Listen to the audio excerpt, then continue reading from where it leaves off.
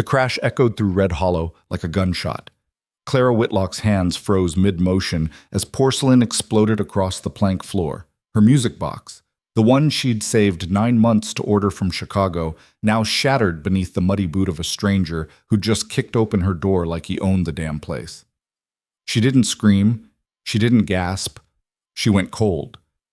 The man, tall, sun-worn, hat shadowing half his face, stopped mid-stride, staring down at the wreckage. "I'll pay for that," he said quietly. "You'll do more than pay," Clara said, her voice sharp enough to draw blood. "You'll get the hell out of my store and never come back." He looked up then, blue eyes, steady as stone. "Can't do that, ma'am. I need rope." Something about the way he said it, calm, certain, utterly unbothered, made her blood ignite. "Then you'll buy it somewhere else," she snapped. "Because I just decided I'd sooner burn this building down than sell you a single nail."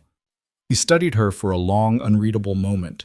Then he smiled, small, dangerous. "Understood," he said softly. "But just so you know, I'm Cole Barrett, and one day I'm going to marry you." Clara's world tilted. Before she could respond, he tipped his hat, turned, and walked out into the dust. She stood there, shaking with fury, surrounded by shattered porcelain and impossible words. If you want to know what happens when a woman who trusts no one meets a man who refuses to leave, stay with me. This is a story about breaking, building, and the kind of stubbornness that rewrites everything. Drop a comment with your city so I can see how far this story travels. Now let's begin. The woman who built walls, Red Hollow wasn't a place for the soft-hearted. Carved into the base of the Montana Territory's unforgiving wilderness, it was a town held together by grit, grain, and guns. The kind of place where winters could kill you, summers could starve you, and people learned early to guard what was theirs, or lose it. Clara Whitlock had learned that lesson young. She stood behind the counter of Whitlock General Store, arms crossed, watching the afternoon light slant through the dusty windows. 26 years old, sharp-featured, with dark hair pulled back so tight it could have been armor.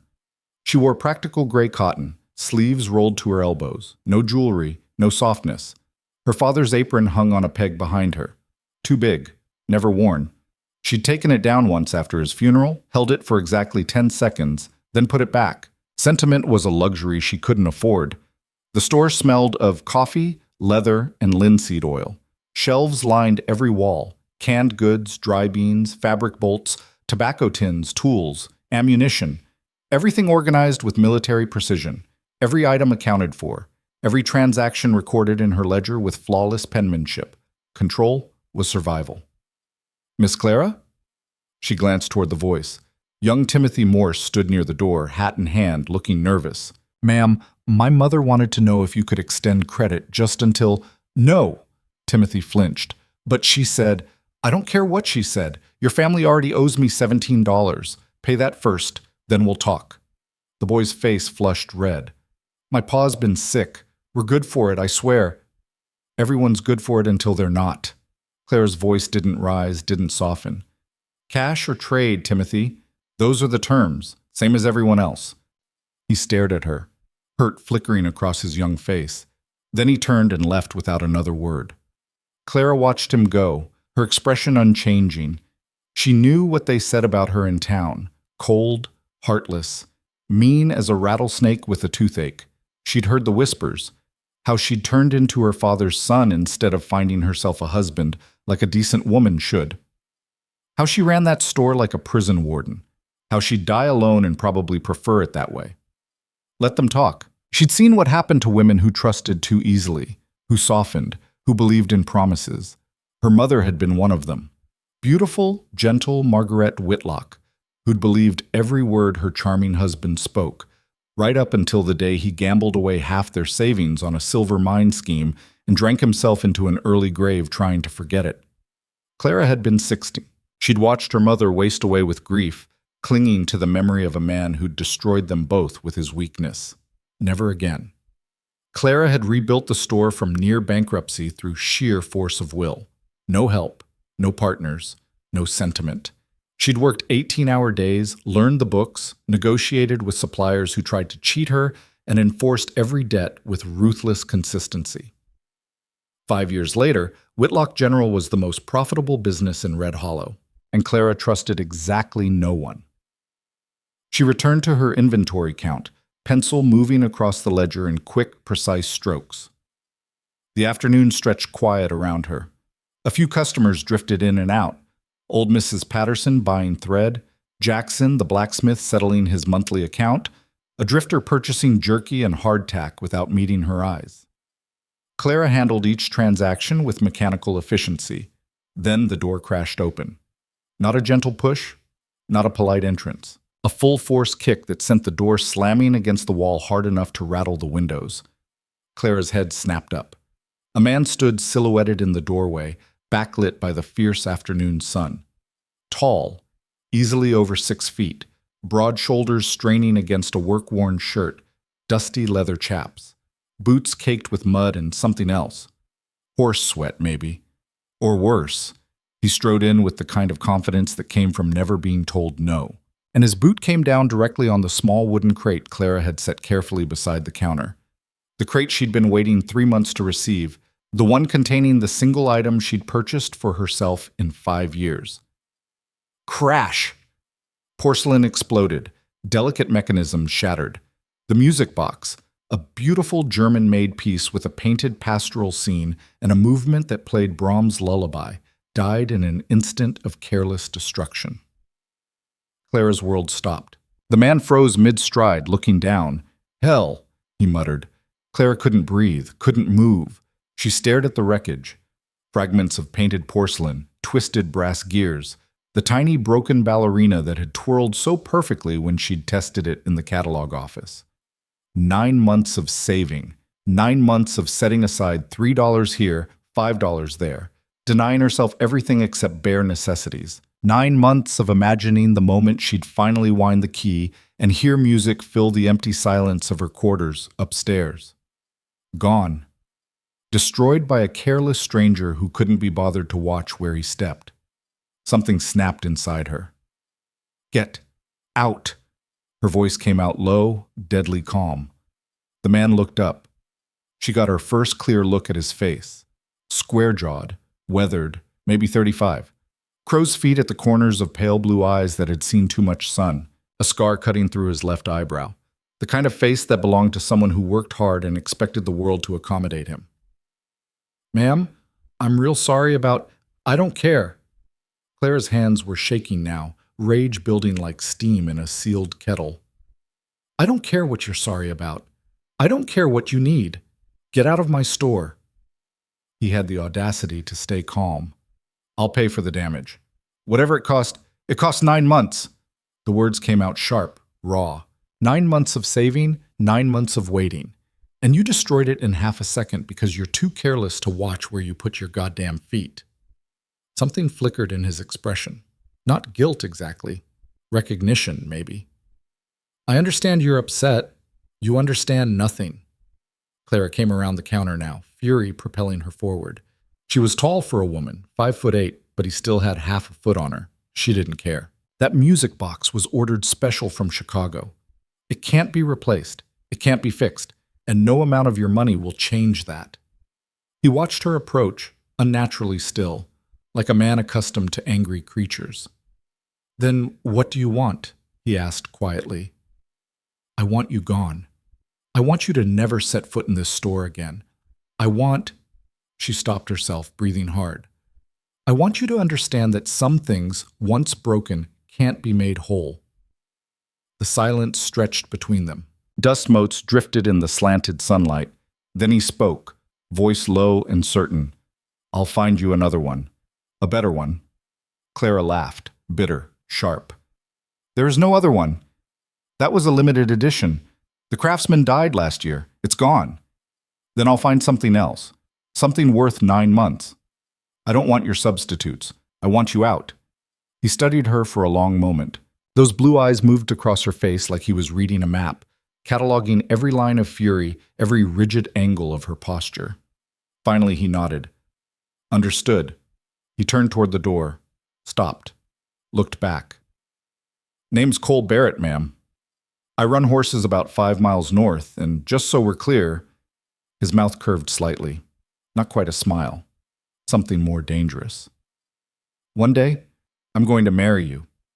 Clara's breath caught. Before she could respond, before she could process the sheer audacity of that statement, he was gone. The door swung shut behind him with a gentle click. She stood frozen in the middle of her store, surrounded by the wreckage of her music box and the echo of impossible words. Then the rage hit. Pure, incandescent fury. How dare he?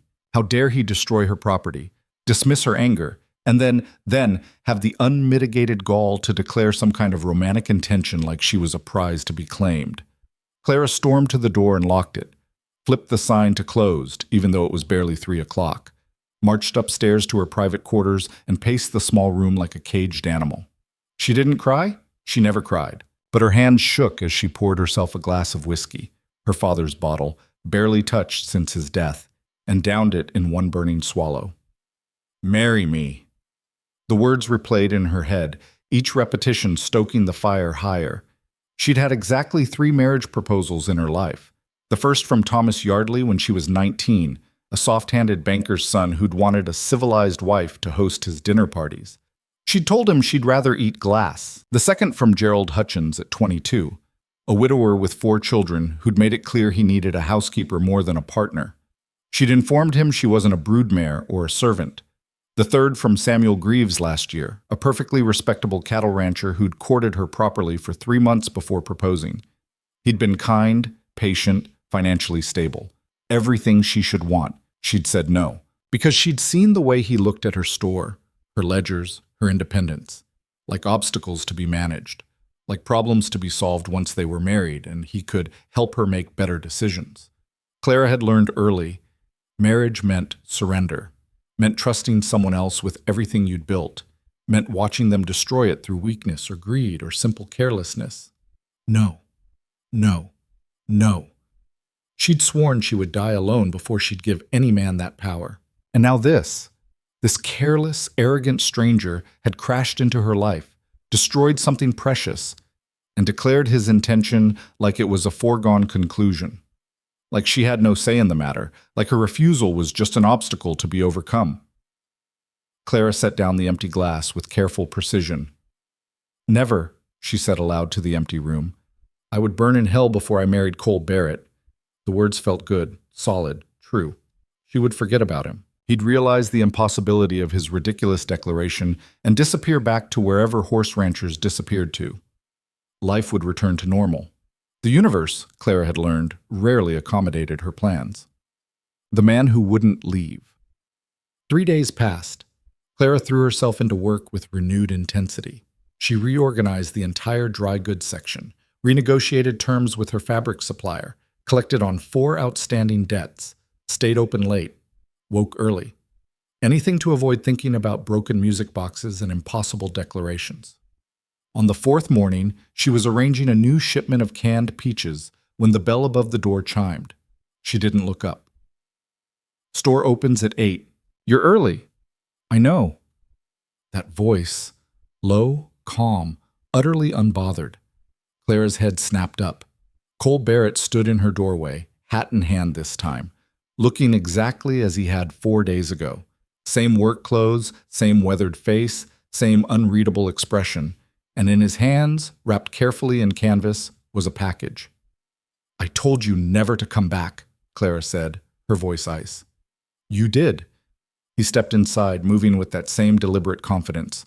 "But I don't take orders well. Trade I'm working on. Work faster, get out."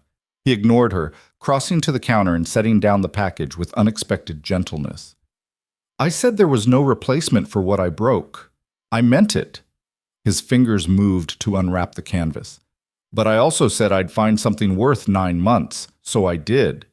Clara wanted to throw him out bodily, wanted to scream, wanted to... He pulled back the canvas. Her breath caught. It wasn't a music box. It was a clock. But not just any clock. A mantel clock, carved from dark walnut with brass fittings. The face was porcelain, hand-painted with a wilderness scene. Mountains, pine trees, a creek. The numbers were done in elegant script, and when Cole reached carefully to wind the mechanism, it didn't just tick. It chimed, soft, melodic, beautiful. Not Brahms' lullaby, but something equally haunting. A frontier hymn, maybe. Something that belonged to this hard country. It's from a craftsman in Helena, Cole said quietly. German immigrant, came over 20 years ago. Does custom work. I described what I'd broken, told him I needed something that mattered. He made this. Clara stared at the clock, her defenses crumbling against her will. It was beautiful. More than beautiful. It was right in a way the music box never had been. The music box had been delicate, European, something that belonged in a parlor in Chicago. This clock belonged here, in this store, in this life. She hated that she loved it. I don't want your gifts, she said, but her voice lacked its earlier steel. It's not a gift, it's restitution. Cole's eyes met hers, steady and certain. You said some things can't be made whole once they're broken. You're right, but that doesn't mean we stop trying to build something better. The words hung between them. Claire's throat tightened. Why? Why what? Why go to this trouble? Why not just leave me alone? Cole was quiet for a moment. Then he smiled, small, real, devastating. Because you're the first person in 10 years who looked me in the eye and told me exactly what you thought. No sugarcoating, no games, just truth. He put his hat back on, adjusting the brim. And because I meant what I said. One day, Clara Whitlock, you're going to marry me. He turned to leave. I won't. The words came out before she could stop them. I'll never marry you or anyone else. I don't need a husband. I don't want a husband. And if you think one beautiful clock will change that, it won't. Cole paused at the door, looking back. But I'm a patient man, and I know something about training. I'm not a horse to be broken. His smile widened. No, ma'am. You're a woman who's already broken. I'm just waiting for you to realize you don't have to stay that way. Then he was gone. Clara stood alone in her store, surrounded by canned goods and dry beans and one impossibly beautiful clock. Her hands were shaking again. But this time, she wasn't sure if it was from anger or something far more dangerous. The unwanted neighbor. Clara told herself she wouldn't keep the clock. She would wrap it back up, march to wherever Cole Barrett lived, and return it with a final definitive rejection. Instead, she put it on the shelf behind the counter, just temporarily. Just until she figured out the proper way to refuse it. It chimed on the hour, every hour, soft, persistent, impossible to ignore. 2 weeks passed. Cole didn't return to the store. Clara told herself she was relieved. He'd finally understood, finally given up. Good. She could return to her normal life. Then Jackson the blacksmith came in, grinning like he knew a secret. Here you got yourself a new neighbor, Miss Clara. She looked up from her ledger. What? The old Morrison property, right next door. He jerked his thumb toward the east wall. Sold last week. Fellow named Barrett bought it. Paid cash, I heard. Plans to build. Clara's blood went cold. Build what? Horse operation. Training facility, stables, the whole works. Should be real nice once it's done. Bringing jobs to Red Hollow, too. Hiring local men for construction starting Monday. The ledger slipped from Clara's fingers. Next door. He'd bought the property next door. The Morrison lot was a decent piece of land. 2 acres, mostly flat, with good drainage. Old Morrison had run a carpentry shop there until he died childless last spring. The property had sat empty since then, waiting for a buyer, and Cole Barrett had planted himself right beside her. This wasn't coincidence. This wasn't accident. This was strategic. Clara closed the store early and marched next door. The lot was empty, just overgrown grass and the skeletal remains of Morrison's old workshop. But there were fresh survey stakes driven into the ground, string marking out foundations. A sign posted near the road, Barrett Horse. Training opening fall 1882. Proprietor, Cole. Barrett Barrett. She stared at the sign until her vision blurred with rage. Then she ripped it out of the ground and threw it into the grass. It wouldn't change anything, she knew that, but the small act of defiance felt necessary. She was halfway back to her store when a voice called out, "Evening, Clara!" She spun. Cole sat on horseback about 20 yards away, silhouetted against the setting sun. He must have been watching, waiting. "You bought this property deliberately," she said, not bothering with pleasantries. "Yes, ma'am. To harass me. To be near you. I don't want you near me." Cole dismounted with easy grace, leading his horse closer. It was a magnificent animal, a big bay gelding with intelligent eyes and a calm disposition despite its size. "That clock still on your shelf?" Cole asked. Clara's jaw tightened. "That's none of your business. You kept it, which means part of you knows I'm not a man who gives up easily." He stopped a respectful distance away. "I'm building something here, Clara, something good, and I'm not doing it to spite you or force your hand." "Then why?" "Because I need a base of operations, because Red Hollow's growing and there's demand for quality horse training, and because—" He met her eyes. "I told you I was going to marry you. Can't very well do that living 5 miles away." Clara's hands clenched into fists. "You're insane." "Maybe. Or maybe I just know what I want and I'm willing to work for it. I'm not a goal to be achieved." "No." His voice softened. "You're a woman worth waiting for." The words hit like a physical blow. No one had ever called her worth waiting for. Worth the trouble, worth the effort, worth the patience. She was the cold shopkeeper, the heartless creditor, the woman too hard to love. And here was this impossible man treating her like she was some kind of prize. She wanted to scream, wanted to fight, wanted to make him understand that she would never— "Construction starts Monday," Cole said, interrupting her spiral. "We'll be working dawn to dusk for the next 6 weeks. I'll make sure my crew doesn't disturb your business. No noise before 8, nothing after 6. You have my word." "Your word means nothing to me." He smiled that small, dangerous smile. "Then I guess I'll have to prove otherwise." He mounted his horse in one smooth motion, settling into the saddle like he belonged there. "Sleep well, Clara. We're going to be neighbors for a long time." He rode off before she could respond. Clara stood in the gathering darkness, trembling with frustration and something else she refused to name. He'd outmaneuvered her, cornered her without ever raising his voice or forcing her hand. And the worst part, the absolute worst part, was that deep down, beneath all the anger and resistance, some traitorous part of her was curious. Curious about what kind of man bought property just to be near someone who'd sworn to hate him. Curious about what he'd build next door. Curious about whether he'd really keep his word about the noise. That night, Clara barely slept. And when the clock chimed 3 a.m., she didn't curse it. She listened. Prosit. The building begins. Monday arrived with the sound of hammering.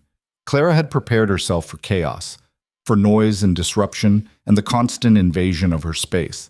She'd drafted a formal complaint to present to the town council. She'd prepared herself for war. Instead, she got discipline. The construction crew, 6 local men under Cole's supervision, arrived at exactly 8 o'clock. Not a minute earlier. They unloaded materials with quiet efficiency. No shouting, no profanity, no drunken brawling. Cole ran his operation like a military commander. Clara watched from her window, coffee in hand, waiting for something to complain about. The framing went up in 3 days. Perfect corners, level beams, no wasted motion. Cole worked alongside his men, shirt soaked with sweat, muscles straining as he lifted timber that should have required 2 people. He never once looked toward her store. By the end of the first week, the basic structure stood. A long, low barn with attached stables. Clean lines, solid construction, designed with obvious expertise. Clara hated that it looked good. Hated that the disruption she'd anticipated never materialized. Hated that Cole kept his word about the noise, stopping work at exactly 6 each evening and resuming at 8 the next morning.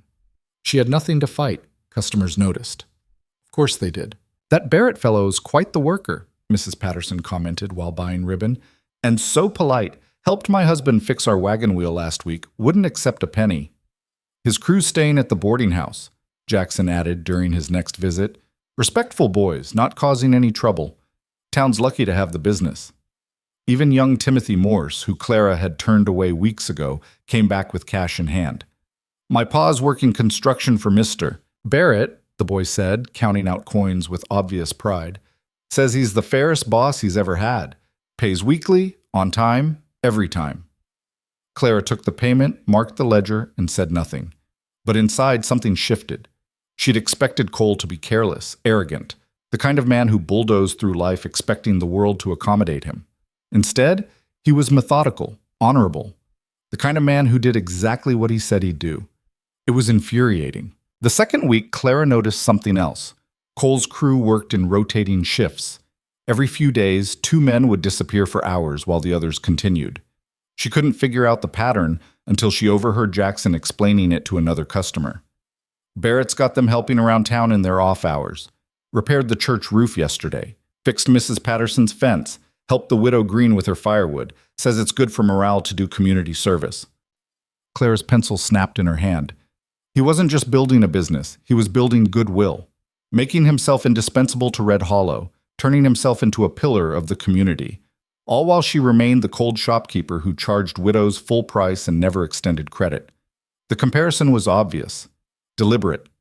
That evening, she marched next door. Cole was working alone, the crew gone for the day. He'd stripped down to an undershirt, suspenders hanging loose, hands covered in wood stain. He looked up as she approached, unsurprised. "Clara." "Don't." She pointed a finger at his chest. "Don't act like we're familiar." "What should I call you? Miss Whitlock? Ma'am?" "You should call me nothing because you should be ignoring me. That was the plan, wasn't it? Build next door, be the perfect neighbor, make me look like the villain?" Cole set down his brush, wiping his hands on a rag. "That's not my plan." "Then what is?" "I'm building a business, being a good neighbor, keeping my word." He moved closer, not threatening, just steady. "If that makes you uncomfortable, that's not my intention, but I'm not going to apologize for doing what's right." "You're manipulating this town. I'm contributing to this town. There's a difference." Clara wanted to argue, but the words stuck in her throat. Because he was right. Everything he'd done was genuine service, not manipulation. She changed tactics. "Your crew is too loud. We stop at 6. You start too early. We start at 8, same time as your store. You're taking up too much space." Cole's mouth curved slightly. "I own this land, Clara. Legally purchased. You want me gone? You'll have to buy me out." She knew what that would cost.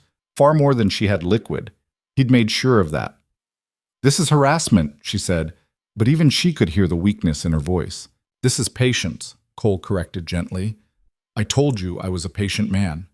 They stood in the fading light, the skeleton of his barn rising behind him like a promise.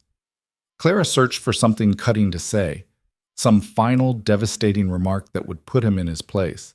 Instead, she heard herself ask, "Why me?" Cole didn't hesitate. "Because you're strong. Because you're honest. Because you've built something real with your own two hands and you don't apologize for it." He paused. "And because underneath all that anger there's a woman who wants to trust someone. You just haven't found anyone worthy of it yet." The words hit like arrows, finding every hidden vulnerability. Clara took a step back. "You don't know me." "Not yet. But I will." She turned and walked away before he could see the way her hands were shaking. That night, the clock chimed 11 times before she finally fell asleep. And in her dreams, she heard hammering. Awesome. The crack in the armor. 6 weeks later, Cole's horse training facility was complete. It was beautiful in its simplicity. A long barn with 12 stalls, an attached covered arena, and a series of paddocks for exercise and training. Everything built with clean lines and obvious craftsmanship. The grand opening drew half the town. Clara watched from her window, arms crossed, as people streamed onto the property. She hadn't been invited. Not directly. Cole had posted a general notice in the Mercantile, polite and professional. Barrett Horse Training. Grand opening, October 15th. All welcome. Refreshments provided. She'd torn it down immediately, but now, watching the crowds, watching Cole demonstrate his technique with a fractious young mare, watching the way people smiled and nodded and clapped, something in her chest tightened. She told herself it was satisfaction. He'd proven himself competent. Fine. That changed nothing between them. But the tightness didn't ease. That evening, after the crowds dispersed, Clara did something she'd never done before. She walked next door. Not to fight, not to argue, just to look. The barn was quiet now, lit by a few hanging lanterns. She could hear horses moving in their stalls, the soft sound of hay being pulled from feeders. It smelled like leather and grain and honest work. She found Cole in the arena, working with a horse she didn't recognize. A paint gelding, skittish and uncertain. Every time Cole approached, the horse would shy away, ears pinned. But Cole didn't force it, didn't rush. He simply stood still, letting the horse investigate him. Minutes passed. The horse took one step closer, then another. Finally, it stretched out its neck and snuffled Cole's hand. Cole smiled, scratching gently behind the horse's ear. Patience, he murmured. That's all it takes. Patience and consistency. Claire's throat went tight. She turned to leave before he noticed her. I know you're there, Clara. She froze.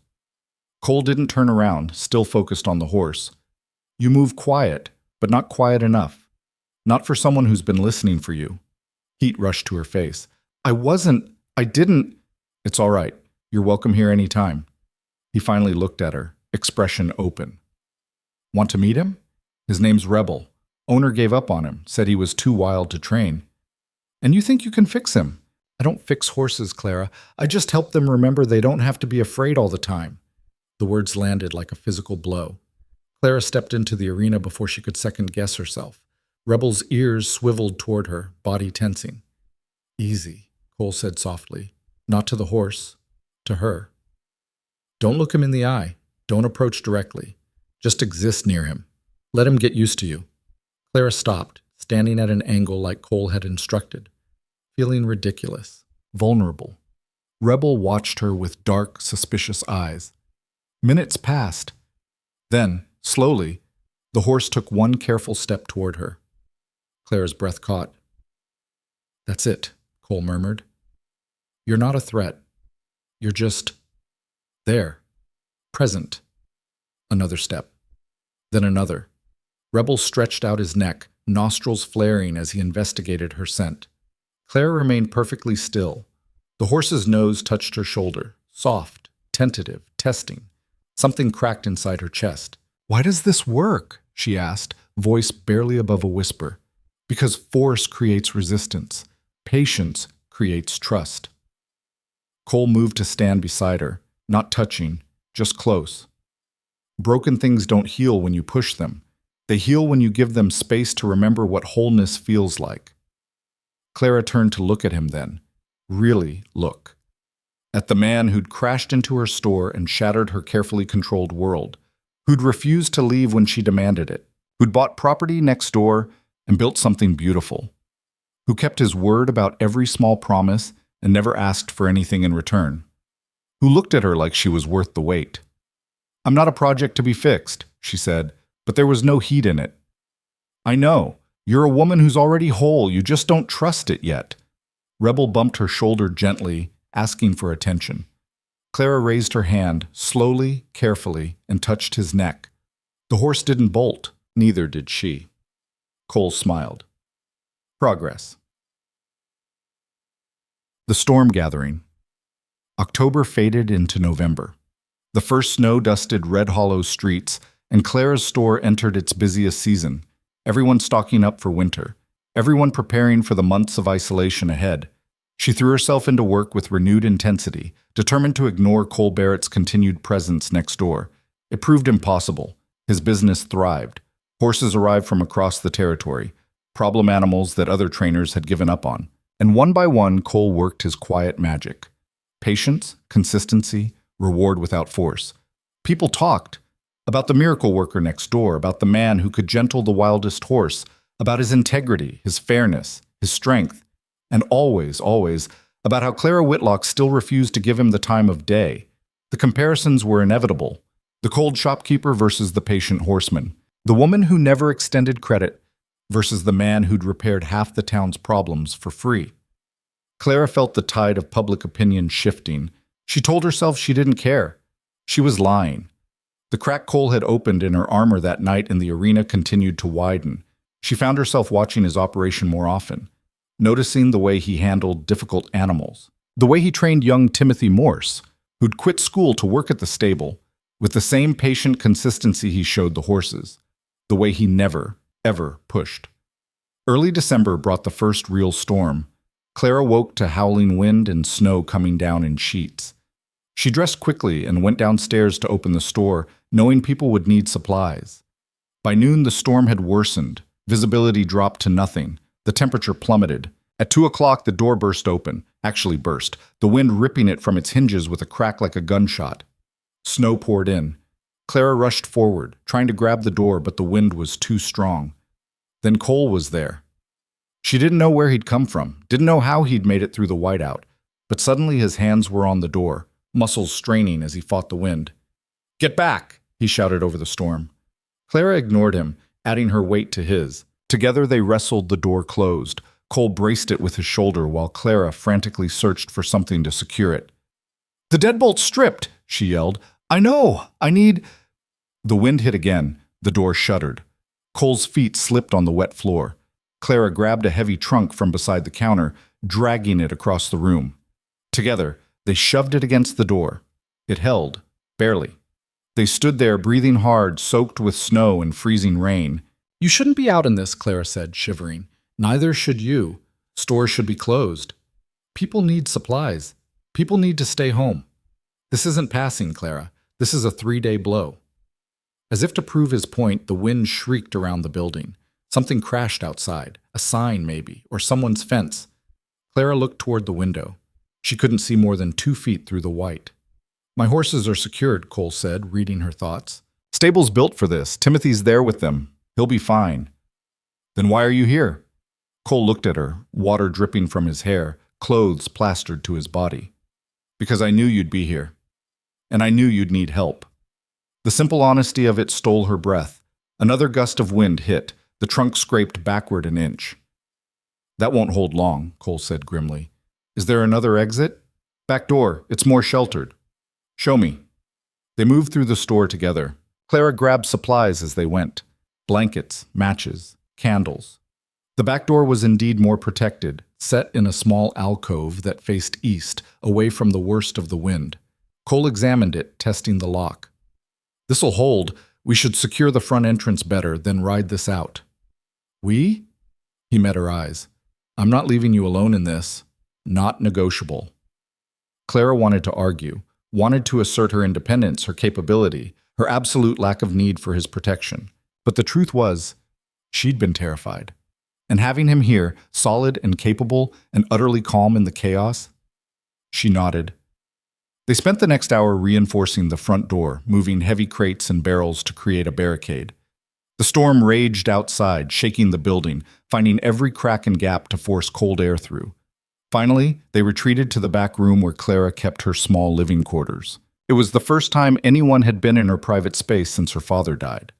Cole didn't comment on the sparse furnishings, the single narrow bed, the complete absence of decoration except for his clock, which sat on the small table beside her bed. But she saw him notice it. "I'll start a fire," he said simply. Clara nodded, suddenly exhausted. She found dry clothes for both of them, some of her father's old shirts and pants that she'd kept for reasons she couldn't explain. They changed in separate corners, backs turned, professional. But when Clara pulled on the oversized shirt and rolled the sleeves, she caught Cole watching her reflection in the darkened window. Not leering, not calculating, just seeing her. She turned away quickly, cheeks burning. The fire caught, warmth slowly filling the small room. Clara made coffee on the small stove, her hands shaking slightly. Cole accepted a cup and sat on the floor near the fire, giving her the only chair. Outside, the storm screamed its fury. Inside, silence stretched between them. Finally, Clara spoke. "Why do you really want to marry me?" Cole didn't answer immediately. He sipped his coffee, staring into the flames. "My wife died 4 years ago," he said quietly. Clara's breath caught. She hadn't known, hadn't asked, hadn't let herself be curious enough to find out. Fever took her, fast. One day she was fine, 3 days later she was gone. His voice remained steady, but Clara heard the old grief beneath it. We'd been married 6 years. She was good, kind, everything a man could want. I'm sorry. Don't be. I'm not telling you this for sympathy. Cole looked up, firelight casting shadows across his face. I'm telling you because I know what it's like to love someone and lose them. To watch something precious slip through your fingers, no matter how hard you fight to hold on. He set down his cup. And I'm telling you that when I walked into your store that day, when you looked at me with all that fury and strength and refusal to break, I recognized something I thought I'd never find again. What? Someone worth fighting for, not because you need saving, not because you're broken or weak or incomplete. Cole's eyes held hers. But because you're so goddamn strong that standing beside you would make me better. would challenge me, would mean something. Clara's throat closed. I don't want a housewife, Clara. I don't want someone soft and manageable. I want a partner, an equal, someone who will call me on my mistakes and push me to be better and build something with me that neither of us could build alone. He stood, moving closer, but not touching. That's why I want to marry you. Not because I need you, but because together we could be unstoppable. The words settled into Clara's chest like stones. Heavy, permanent. She'd spent 5 years building walls, protecting herself, trusting no one. And in 3 months, this impossible man had found every crack in her defenses. I'm afraid, she whispered. I know. I don't know how to trust. I know that too. What if I can't? What if I'm too broken? Cole smiled then, gentle, certain, devastating. Clara Whitlock, you're not broken. You're just a woman who's been fighting alone for so long, you forgot what it feels like to have someone stand with you.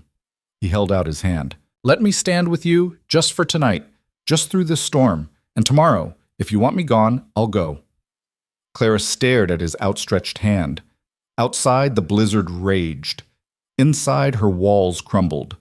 Slowly, so slowly, she reached out and took his hand. His fingers closed around hers. Warm, solid, real. They stood there, connected, while the storm tried to tear the world apart around them. And for the first time in 5 years, Clara Whitlock didn't feel alone. The storm didn't break for 3 days. Clara woke the first morning to find herself wrapped in a blanket she didn't remember pulling over herself, curled in the chair by a fire that shouldn't still be burning. Cole sat on the floor across from her, his back against the wall, eyes closed but clearly not sleeping.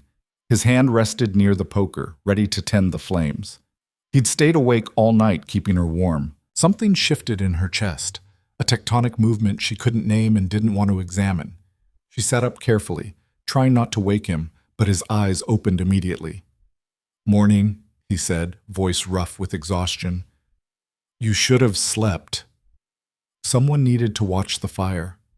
I'm perfectly capable. I know you are.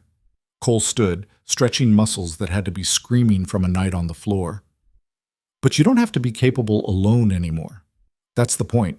Clara opened her mouth to argue, but the words died in her throat. Because he was right. She'd spent so many years doing everything herself, proving she didn't need anyone, that she'd forgotten what it felt like to have someone simply care. Coffee? She asked instead. Please. They moved around the small space with surprising ease, falling into a rhythm neither acknowledged. Clara made coffee and fried eggs on the small stove. Cole stoked the fire and checked their barricade at the front door, still holding, but snow had drifted halfway up the inside wall. We're sealed in good, he reported. Won't be getting out until this clears. Your horses, Timothy knows what to do. The stable's provisioned for a week if needed. They'll be fine. Clara handed him a plate. Their fingers brushed. She pulled back too quickly, and coffee sloshed onto the floor. Cole pretended not to notice. They ate in silence, but it wasn't uncomfortable. Outside, wind howled and snow pelted the windows. Inside, warmth and quiet and something fragile growing between them. Tell me about your wife, Clara said suddenly. Cole looked up, surprised. You don't have to, she added quickly. If we're going to be trapped here, we might as well know each other. A smile ghosted across his face. Her name was Rebecca. Becca, mostly. We met in Wyoming, married young. She wanted to travel, see the coast, maybe settle in California. Why didn't you? Money, timing, life? He set down his fork. We kept saying next year. Then she got sick, and there was no next year. Clara's throat tightened. Do you regret it? Not going? Every day. But I learned something from it. Cole met her eyes. Waiting for the perfect moment is how you lose everything that matters. Sometimes you just have to move forward and trust it'll work out. The weight of his words settled between them. Is that what you're doing with me? Clara asked quietly. Moving forward without knowing if it'll work? Yes, that's reckless. Maybe. Or maybe it's the only thing worth doing. Clara stood abruptly, carrying her plate to the small basin. She couldn't look at him, couldn't let him see the way his certainty unraveled her. I'm not her, she said to the window. I'm not kind or gentle or easy to love. I know. I'm hard, cold. People say I have a heart made of stone. People are idiots. Despite herself, Clara laughed, short, bitter. You barely know me. I know you saved for 9 months to buy yourself something beautiful. I know you keep my clock beside your bed even though you claim to hate me. I know you stayed open during a blizzard because you thought people might need you. Cole's voice came closer. I know you're terrified right now. Not of the storm. Of this. Clara closed her eyes. What if I can't be what you want? You already are. She turned then and found him standing closer than she'd realized. Close enough to touch. Close enough to see the sincerity in his eyes, the patience, the absolute unwavering certainty. How can you be so sure? She whispered. Because I'm a horseman, Clara. I know when something's worth the effort. Her breath caught. I'm not a horse. No.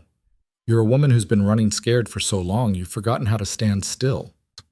He raised his hand slowly, telegraphing the movement, giving her time to pull away. Let me show you it's safe to stop running. His palm cupped her cheek.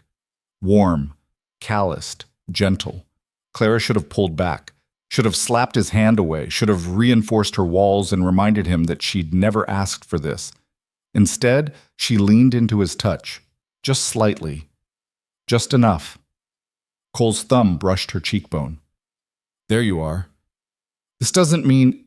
I know. It doesn't mean anything except right now. That's enough.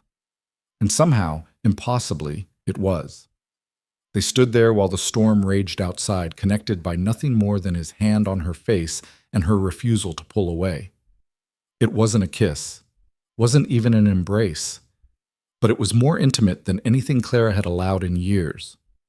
Finally, Cole stepped back. We should check supplies. Might be stuck here a while. Clara nodded, not trusting her voice. They spent the rest of the day taking inventory, rationing food, keeping the fire fed. Cole told stories about problem horses he'd trained, each one a lesson in patience disguised as entertainment. Clara found herself laughing at his dry delivery, the way he'd mimic a horse's stubborn head toss or a frustrated owner's demands. So what did you do? She asked after he'd described a particularly difficult mare who'd refused to be caught for 6 weeks. Stopped chasing her. Just stood in the middle of the paddock every day at the same time with a bucket of grain. Didn't call her. Didn't move toward her, just stood there. That's it? That's it. Took 3 weeks, but eventually she got curious, came over to investigate. After that, she'd meet me at the fence every day. Clara shook her head. That wouldn't work with people. Wouldn't it? Cole's eyes found hers across the firelight. I've been standing in the same place for 3 months, Clara. Not chasing, not forcing. Just there. Her heart kicked against her ribs. And here you are, he finished softly. Before she could respond, a massive gust of wind hit the building. The whole structure groaned. Something crashed upstairs, breaking glass, wood splintering. Cole was on his feet instantly. Stay here. Like help. But he was already moving, grabbing a lantern and heading for the stairs. Clara followed, because she'd be damned if she'd cower while her building fell apart. The second floor was chaos. A window had blown in, and snow was pouring through the opening. The wind tore through her private quarters, scattering papers, overturning furniture. Clara's carefully organized life reduced to wreckage in seconds. Help me board this up, Cole shouted over the wind. They worked together, fighting the storm for every inch. Cole held boards while Clara hammered nails with frozen fingers. Snow soaked them both. The cold was vicious, cutting through their clothes like knives. Finally, the last board went up. The wind's scream muted to a dull roar. They stood in the wreckage, breathing hard, soaked and shivering. Clara looked around her destroyed space, papers scattered, her small collection of books ruined by snow, her mother's wedding dress torn from the trunk and trampled. Something inside her cracked, not broke, just cracked, like ice under pressure, revealing the water beneath. Hey! Cole's hand found her shoulder. It's just things. We're safe. That was my mother's dress. I know. It was the only thing I had left of her. I know, Clara. Her shoulders started to shake, not from cold, from something deeper. Cole turned her carefully, pulling her against his chest. She should have fought it, should have pushed away, should have maintained her goddamn dignity. Instead, she buried her face in his soaked shirt and let herself break. Not crying. She still couldn't cry, but something else. A release of pressure she'd been holding for years. All the fear, all the loneliness, all the exhausting effort of staying strong and controlled and untouchable. Cole just held her. Didn't tell her it would be okay. Didn't offer empty platitudes. Just stood there, solid and warm, letting her finally be weak. When she pulled back, his shirt was wet with melted snow and her gasped breaths. "Sorry," she managed. "Don't be. I don't usually—" "I know." He brushed snow from her hair with careful fingers. "But you're allowed to be human, Clara. Even you." She looked up at him, this impossible man who'd crashed into her life and refused to leave. Who'd seen her at her worst, angry, cruel, broken, and decided she was worth the trouble anyway. "I don't know how to do this," she whispered. "Do what?" "Trust someone, need someone. Let someone in. Then we'll figure it out together. No rush, no pressure." Cole's hands framed her face, thumbs brushing her cheeks. "I told you, I'm a patient man. What if I break your heart? What if you don't?" The simple question hung between them. Clara had spent 5 years building walls. 5 years proving she didn't need anyone. 5 years running from the very thing she'd wanted most. And here, trapped by a blizzard in her ruined quarters with a man who'd promised to marry her, she finally stopped running. She kissed him. Not gentle, not hesitant. She grabbed his collar and pulled him down and kissed him like she was drowning and he was air. Cole went still for half a heartbeat. Then he kissed her back. His arms came around her, lifting her slightly off her feet.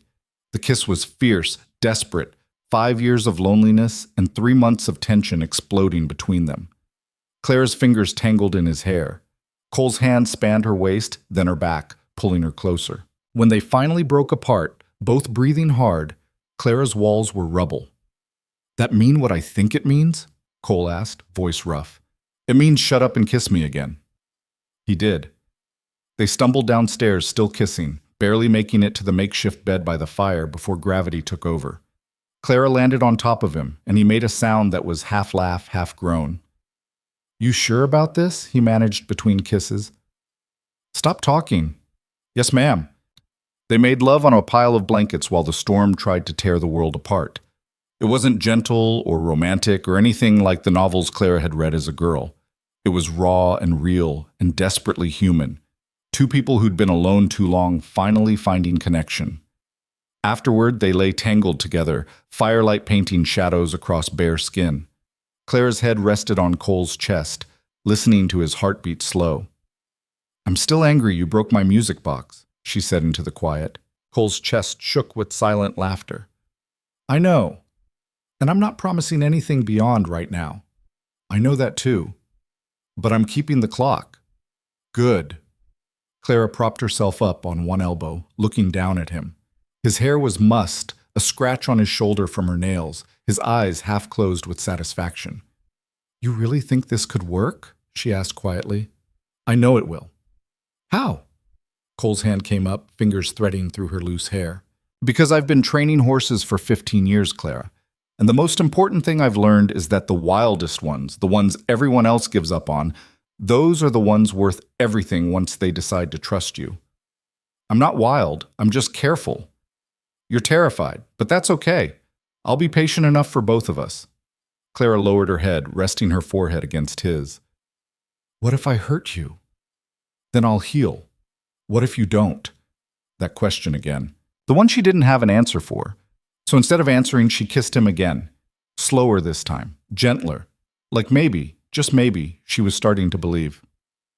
They stayed tangled together while the storm raged for 2 more days.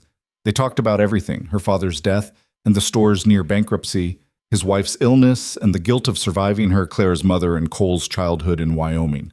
They argued about credit policies and horse training philosophies. They made love again, slower, learning each other's bodies like new territory. And when the storm finally broke on the 3rd morning, when sunlight poured through the gaps in the boards and the wind died to silence, neither of them was quite ready for it to end. Cole stood at the window, looking out at a transformed world. Red Hollow was buried under 3 feet of snow, pristine and silent. "I should check on the horses," he said quietly. "I know." He turned to face her. Clara sat wrapped in a blanket, hair loose, looking more vulnerable than he'd ever seen her. "This changes things," he said. "I know that too. What do you want to do about it?" Clara took a breath. "I don't know. I need time to think." Something flickered in Cole's eyes. Disappointment, maybe. But he nodded. "Take all the time you need." "Just like that?" "Just like that. I told you, Clara. I'm not going anywhere." He dressed quickly, efficiently. At the door, he paused. "But I want you to know something. These 3 days weren't just shelter from a storm for me. They were real, and I meant everything I said." Then he was gone, wading through the snow toward his stable. Clara sat alone in the ruins of her quarters, wrapped in his scent and her confusion. She'd torn down her walls. She'd let him in. She'd given him parts of herself she'd sworn to protect. And now the storm was over, and real life was waiting. The question was whether she'd rebuild those walls or finally learn to live without them. The snow began melting within a week. Red Hollow dug itself out slowly, neighbors helping neighbors, the community coming together the way frontier towns did after disasters. Cole's stable had weathered the storm perfectly, his horses healthy, Timothy proud of how well he'd managed alone. Clara reopened her store to a rush of business. People needed supplies, needed normalcy, needed the steady reliability of Whitlock General. She threw herself into work with familiar intensity.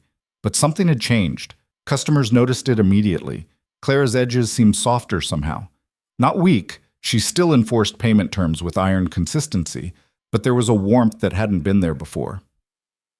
She asked about families, complimented Mrs. Patterson's new grandbaby, extended credit to the Morses without being asked.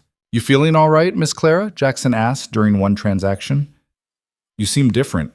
"I'm fine. That'll be $3. But she knew he was right. She was different. The storm had cracked something open inside her, and she wasn't sure she could close it again. More troubling, she wasn't sure she wanted to. Cole kept his distance. He ran his business next door, friendly and professional when their paths crossed.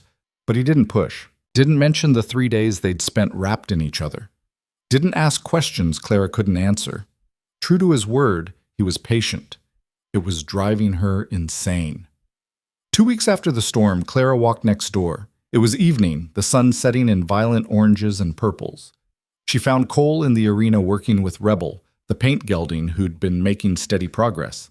He saw her coming but didn't stop his work. Just continued the slow, methodical process of teaching the horse to accept a saddle. Clara leaned against the fence and watched. 15 minutes passed. Finally, the saddle settled on Rebel's back. The horse tensed, then relaxed. Cole praised him quietly, removed the saddle, and ended the session. Only then did he approach Clara. "Evening." "Hi." They stood there, awkward in a way they hadn't been during the storm.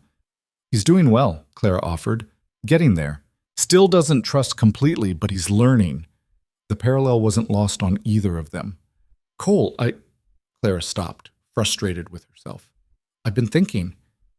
"That sounds dangerous." Despite everything, she smiled. "I'm not good at this. At talking about feelings or making grand declarations. But I need you to know that those 3 days weren't just convenience for me either." Cole's expression remained carefully neutral. "Okay, but I'm scared. Terrified, actually. Because trusting someone means giving them power to hurt you. And I've seen what that looks like." "I know." "Do you?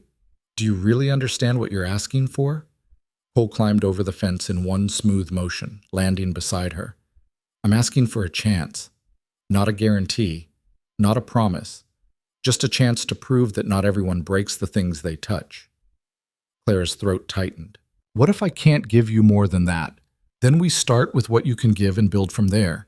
"That's not fair to you." "Let me decide what's fair to me." Cole's hand found hers, fingers interlacing. "I'm a grown man, Clara. I know what I'm getting into, and I'm choosing this, choosing you, with my eyes wide open." "Why?" The word came out broken. "Why would you choose someone this difficult?" "Because easy things break the first time they're tested. Strong things last." He pulled her closer, free hand cupping her face. And you're the strongest person I know. Clara closed her eyes against the intensity of his gaze. I don't know how to do this. Then we'll learn together. I'll hurt you, I'll push you away, I'll test you until you break. Probably, but I'm harder to break than you think.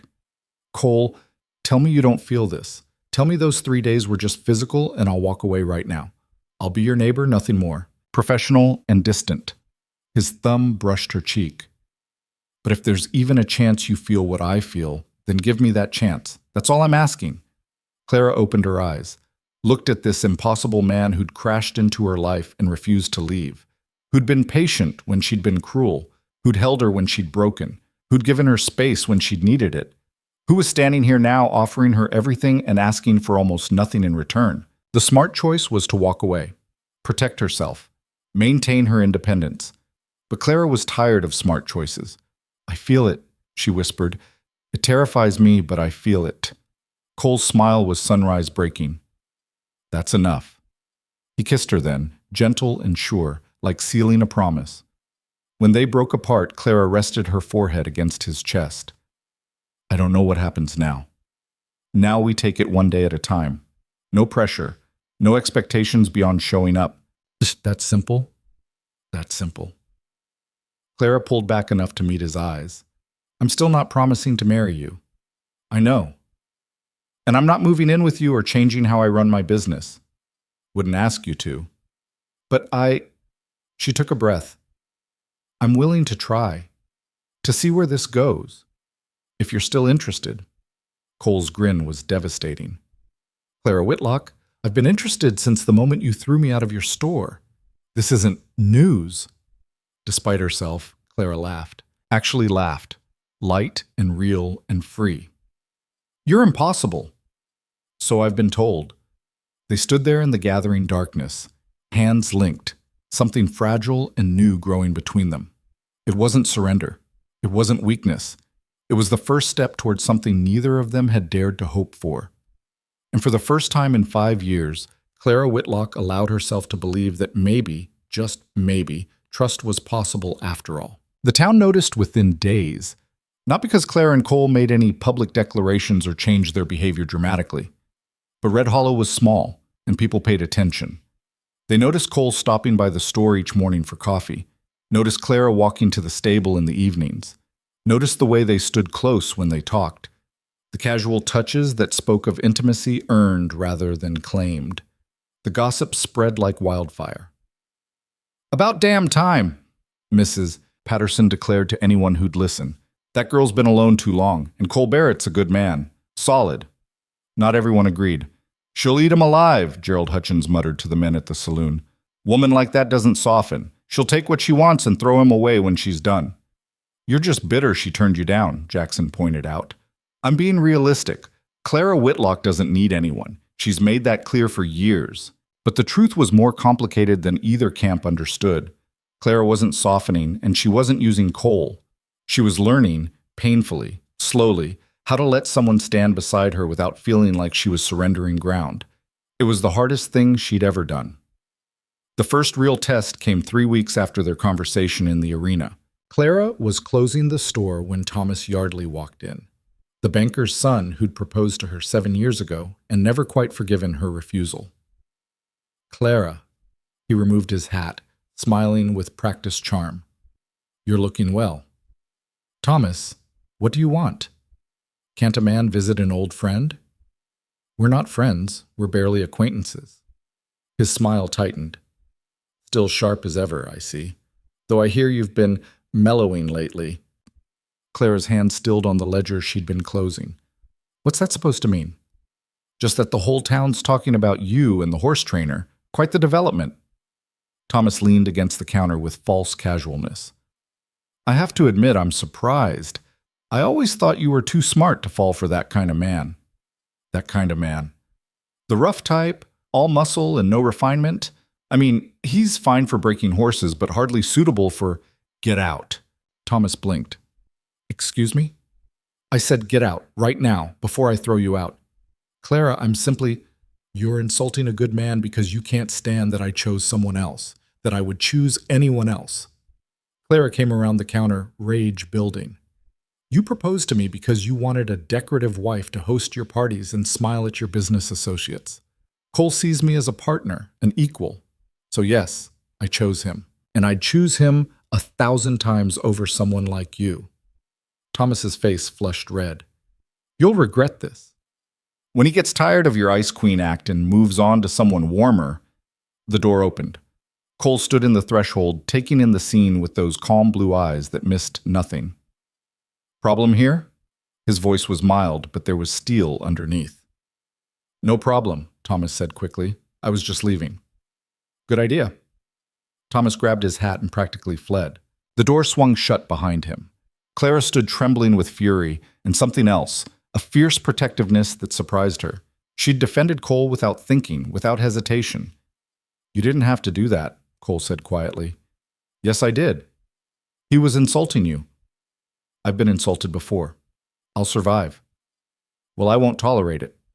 Clara realized she was still shaking. Nobody talks about you like that. Not in my store. Cole crossed to her in 3 long strides, hands cupping her face. Hey, breathe. I'm fine. You're furious. There's a difference. His thumbs brushed her cheeks. But I appreciate you defending my honor. Someone has to. You're too patient for your own good. He smiled. Maybe. Or maybe I just know what's worth fighting for and what's not. Thomas Yardley's opinion doesn't matter. Yours does. Clara's anger drained away, replaced by something warmer. You really don't care what people say? Not even a little bit. Long as you're standing here, everything else is noise. She kissed him then, rising on her toes to reach his mouth. Cole made a pleased sound and pulled her closer, deepening the kiss until Clara's knees went weak. When they broke apart, both breathing hard, Cole rested his forehead against hers. Come to dinner, he said. What? At my place. Let me cook for you, properly, not storm rations. Clara hesitated. Going to his house felt significant, like crossing a line from tentative connection to something more deliberate. I don't know if I'm ready for... It's just dinner, Clara. I'm not proposing. Yet. Despite herself, she laughed. You're insufferable. So you keep saying, 6 o'clock tomorrow? She should say no. Should maintain some distance. Should protect herself from getting too comfortable, too dependent, too vulnerable. 6 o'clock, she heard herself agree. Cole's smile could have lit the whole town. The next evening, Clara stood outside Cole's house for a full 5 minutes before she could make herself knock. It was a small structure, neat and well-maintained, set back from the main stable building. Smoke curled from the chimney. Light glowed warm in the windows. It looked like a home. The thought terrified her. Before she could flee, the door opened. Cole stood there in clean clothes, hair still damp from washing, looking nervous in a way she'd never seen him. You came. I said I would. I know, but I thought you might. Never mind. Come in. The interior was spare but comfortable. A table set for 2, a fire burning in the hearth, the smell of something savory cooking. Clara looked around, noting the details. No clutter. Everything organized with military precision. A shelf of books, mostly about horses and animal behavior. A framed photograph on the mantel. She moved closer to it. A young woman smiled out from the frame, pretty and soft-featured. Rebecca, Clara realized. Cole's late wife. I can put that away if it bothers you, Cole said quietly. Why would it bother me? Some women don't like reminders of the past. Clara studied the photograph. She looks kind. She was. I'm not her. I know, I wouldn't want you to be. Cole came to stand beside her. Becca was who I needed then. You're who I need now. Those aren't contradictions. Clara turned to face him. You're sure about that? Because I can't be soft or gentle or any of the things she probably was. I don't want soft or gentle. I want real. I want someone who challenges me and keeps me honest and builds something with me that matters. He took her hand.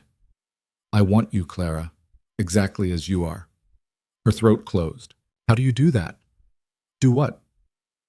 Say exactly the thing I need to hear without making it sound like manipulation. Because I mean it. Every word. He led her to the table. Now sit down before dinner burns. The meal was simple but perfect. Venison stew with fresh bread, vegetables preserved from last summer's harvest. They ate and talked about small things. The store's inventory, a difficult horse Cole was working with, the upcoming town social. You going? Cole asked. Clara made a face. Those things are torture. Everyone pretending to be friendly while gossiping about everyone else. So that's a no? That's a definite no. What if I asked you to go with me? Clara's fork paused halfway to her mouth. Why would you want to do that? Because it might be nice, dancing with you, showing the town we're together. We are together? Cole's eyes met hers across the table. Aren't we? The question hung in the air between them. Clara set down her fork carefully. I don't know what we are. I just know I'm here, and I want to be here. Is that enough? For now? Yes. But eventually you'll want more. Eventually, yes. But I'm not in a rush, Clara. We move at your pace. She studied him, this patient, impossible man who'd somehow worked his way past every defense she'd ever built. What if my pace is glacial? Then I'll wait. I'm good at waiting. Thomas was right about one thing, Clara said quietly. I am cold. Difficult. Most people give up on me within weeks. I'm not most people. No, you're really not. She reached across the table, hand covering his. And that terrifies me. Cole turned his hand over, fingers interlacing with hers. Why? Because you make me want things I swore I'd never want. Stability. Partnership. Someone to come home to. Her voice cracked slightly. And wanting things gives them power to hurt you. It also gives them power to heal you. Is that what you think you're doing? Healing me? No, I think you're healing yourself. I'm just standing nearby in case you need support. Clara's eyes burned. She blinked hard, refusing to let tears fall. I don't know how to do this. How to be in a relationship. How to trust someone not to destroy me. Then we'll figure it out together. Make mistakes. Probably fight. Definitely frustrate each other. Cole squeezed her hand. But we'll do it together. That's the point. And if I fail, if I push you away or sabotage this, then we'll deal with it. Clara, I'm not asking for perfection. I'm asking for honesty, for effort, for you to keep showing up even when it's hard. I can do that, she whispered. I think. That's all I need. They finished dinner in comfortable silence. Afterward, Cole built up the fire while Clara examined his bookshelf. She pulled out a worn volume on horse psychology, flipping through pages marked with notes in Cole's neat handwriting. You study them, she observed. The horses. Have to understand them if I want to help them. Is that how you see people too? Something to be understood and helped? Cole looked up from the fire. I see people as complicated, worth the effort of understanding, worth the patience of letting them come to you instead of forcing them. Clara set down the book.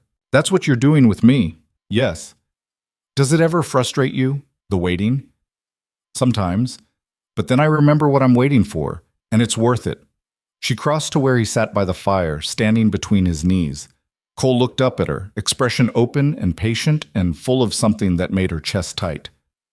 What if I'm not worth it? She asked quietly. You are. You just don't see it yet. Clara's hands found his shoulders. Teach me.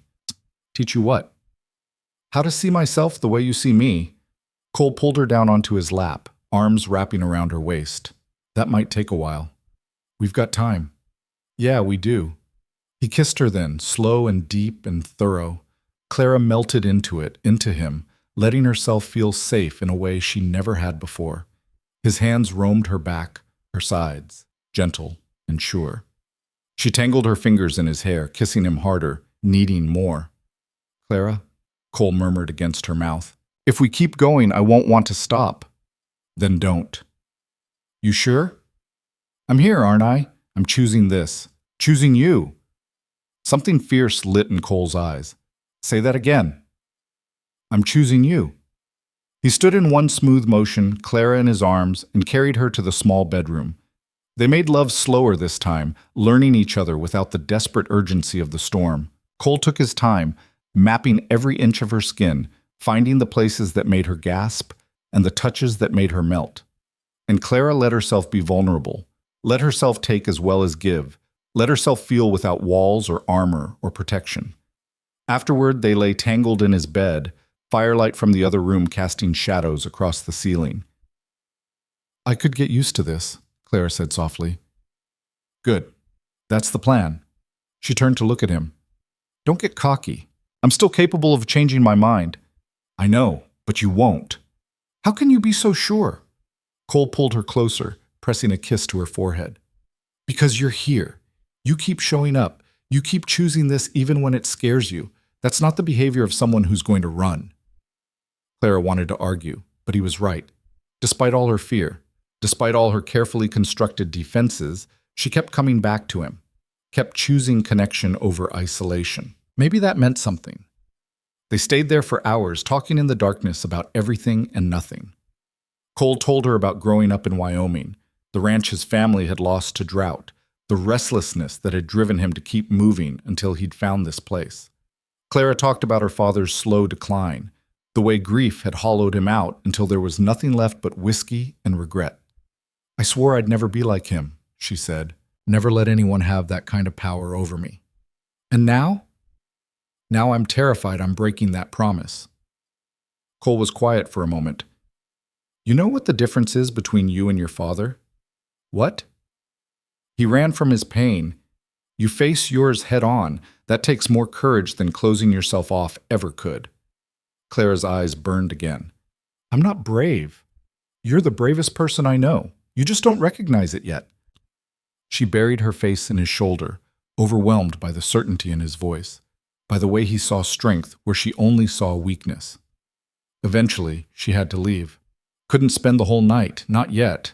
That felt like too much, too fast. But Cole walked her home through the dark streets, holding her hand, not pushing for more than she could give. At her door, he kissed her goodnight. "See you tomorrow?"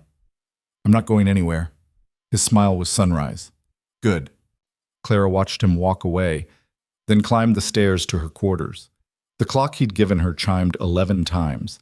She ran her fingers over the carved wood, thinking about broken things and new beginnings. Maybe trust was possible after all. The next week settled into a pattern. Cole would stop by the store each morning for coffee. They'd talk for a few minutes. Nothing deep, just connection. Clara would close the store in the evening and walk to the stable, watching Cole work with his horses. Sometimes she'd help, holding a lead rope or handing him tools. Mostly she just watched, learning his patience, his consistency, his refusal to force. Twice a week she'd have dinner at his place. Once a week he'd eat upstairs at her quarters. They made love more nights than not, learning each other's bodies and boundaries. And slowly, gradually, Clara's armor continued to crack. But old habits died hard. The real test came 6 weeks into their relationship. A supplier from Helena arrived at Clara's store claiming she'd ordered twice the usual amount of fabric. The invoice was signed, allegedly by her, and demanded immediate payment. Clara knew she hadn't placed the order, knew it was a scam. But the signature looked close enough to hers that proving fraud would be nearly impossible.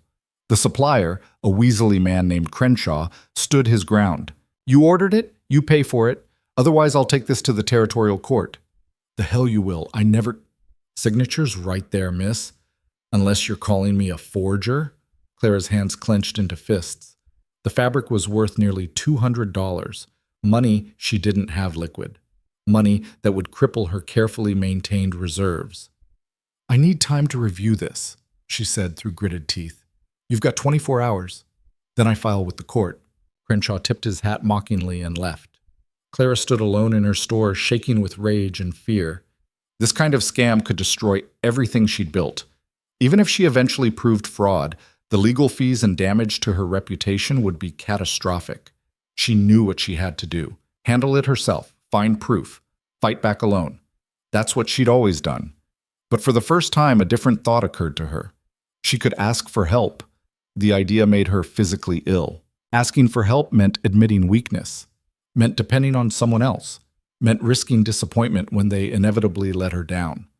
But Cole had said he wanted to be her partner, had promised to stand with her. Maybe it was time to test if he meant it. She found him in the arena working with a young stallion. He saw her approach and immediately set aside the work, reading her distress in the set of her shoulders. "What happened?" Clara explained the situation, hating how her voice shook. When she finished, Cole was quiet for a long moment. "What do you need?" he asked finally. Not, "Let me fix this," not, "I'll handle it." Just, "What do you need?" The question unlocked something in Clara's chest. "I need help figuring out who forged my signature. I need someone who understands contracts and territorial law. I need—" She broke off, frustrated.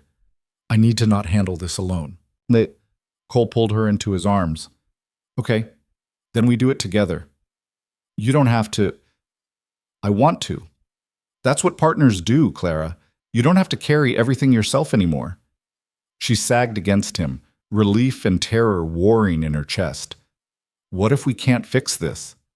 Then we'll deal with the consequences together. But we're going to try."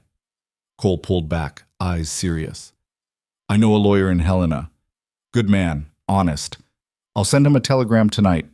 We'll get to the bottom of this. That'll cost money. I have money. And before you argue, this isn't charity. It's an investment in my future wife's business. I haven't agreed to marry you. Yet. You haven't agreed yet." He kissed her forehead. "Go back to the store. I'll handle the telegram. We'll meet tonight and make a plan." Clara wanted to argue, wanted to insist she could handle it herself. But the truth was, she couldn't. Not alone. Not this time. "Okay," she whispered. Cole's smile was gentle. "See? That wasn't so hard." "Yes, it was. I know, but you did it anyway. That's what matters." That night, they sat in Clara's quarters and drafted a response to Crenshaw. Cole's lawyer friend had already sent preliminary advice: demand a handwriting expert, challenge the chain of custody, file a countersuit for fraud. Clara took notes, grateful for Cole's steady presence, his clear thinking. "We've got this," he said as they finished. "Crenshaw's counting on you being alone, being too proud to fight back. But you're not alone anymore." Clara looked at him across the table. "Why are you doing this?" "Because you're my partner. Your problems are my problems. That's a terrible deal for you." "Best deal I ever made." Cole reached across the table, taking her hand. "Clara, when are you going to understand? I'm not here because you're easy or convenient or because I get something out of it. I'm here because I choose to be. Because standing beside you makes me better. Makes everything better." Her eyes burned. "I don't deserve you." "You deserve everything. You just don't believe it yet." Clara stood, moving around the table to straddle his lap. She framed his face with her hands, looking into those steady blue eyes that had seen through all her defenses from day one. "Thank you," she whispered, "for not giving up on me. Never. Not in a million years." She kissed him, pouring everything she couldn't say into the connection. Gratitude. Trust. The beginning of something that might, eventually, be love. When they broke apart, Cole rested his forehead against hers. "We're going to beat this. Together." "Together," Claire repeated, testing the word, finding it fit better than she'd expected. The fight with Crenshaw took 3 weeks. Cole's lawyer proved the signature was forged. The angle was wrong, the pressure inconsistent. Crenshaw had apparently run the scam on several other merchants. The territorial court issued a warrant, and Crenshaw fled before he could be arrested. Clara didn't get her money back. Crenshaw had already spent it, but she avoided the $200 loss and cleared her name. And more importantly, she learned something crucial. Accepting help didn't make her weak. It made her smart. Standing with someone didn't mean surrender. It meant strength multiplied. The night the verdict came through, Clara walked to Cole's house without being asked. He opened the door, saw her face, and smiled. "We won. We won." He pulled her inside, spinning her around until she laughed. Actually laughed, light and free. "I couldn't have done it without you," she admitted. "Sure you could have. But you didn't have to. That's the point." Clara cupped his face, looking at this man who'd refused to give up on her, who'd been patient when she'd been prickly, who'd stood beside her when she'd finally let him. "Cole Barrett," she said slowly. "I think I might be falling in love with you." His breath caught. "You think?" "I know. I'm terrified and I'll probably try to run and I'm absolutely going to drive you crazy. But yes, I love you." The smile that broke across his face was blinding. "Say it again." "I love you." "Once more." I love you, you impossible, patient, stubborn man. Cole kissed her then, deep and claiming and full of promise. When he pulled back, his eyes were bright. I love you too, Clara Whitlock. Have since the day you threw me out of your store. She laughed against his mouth. That's insane. Maybe, but it's true.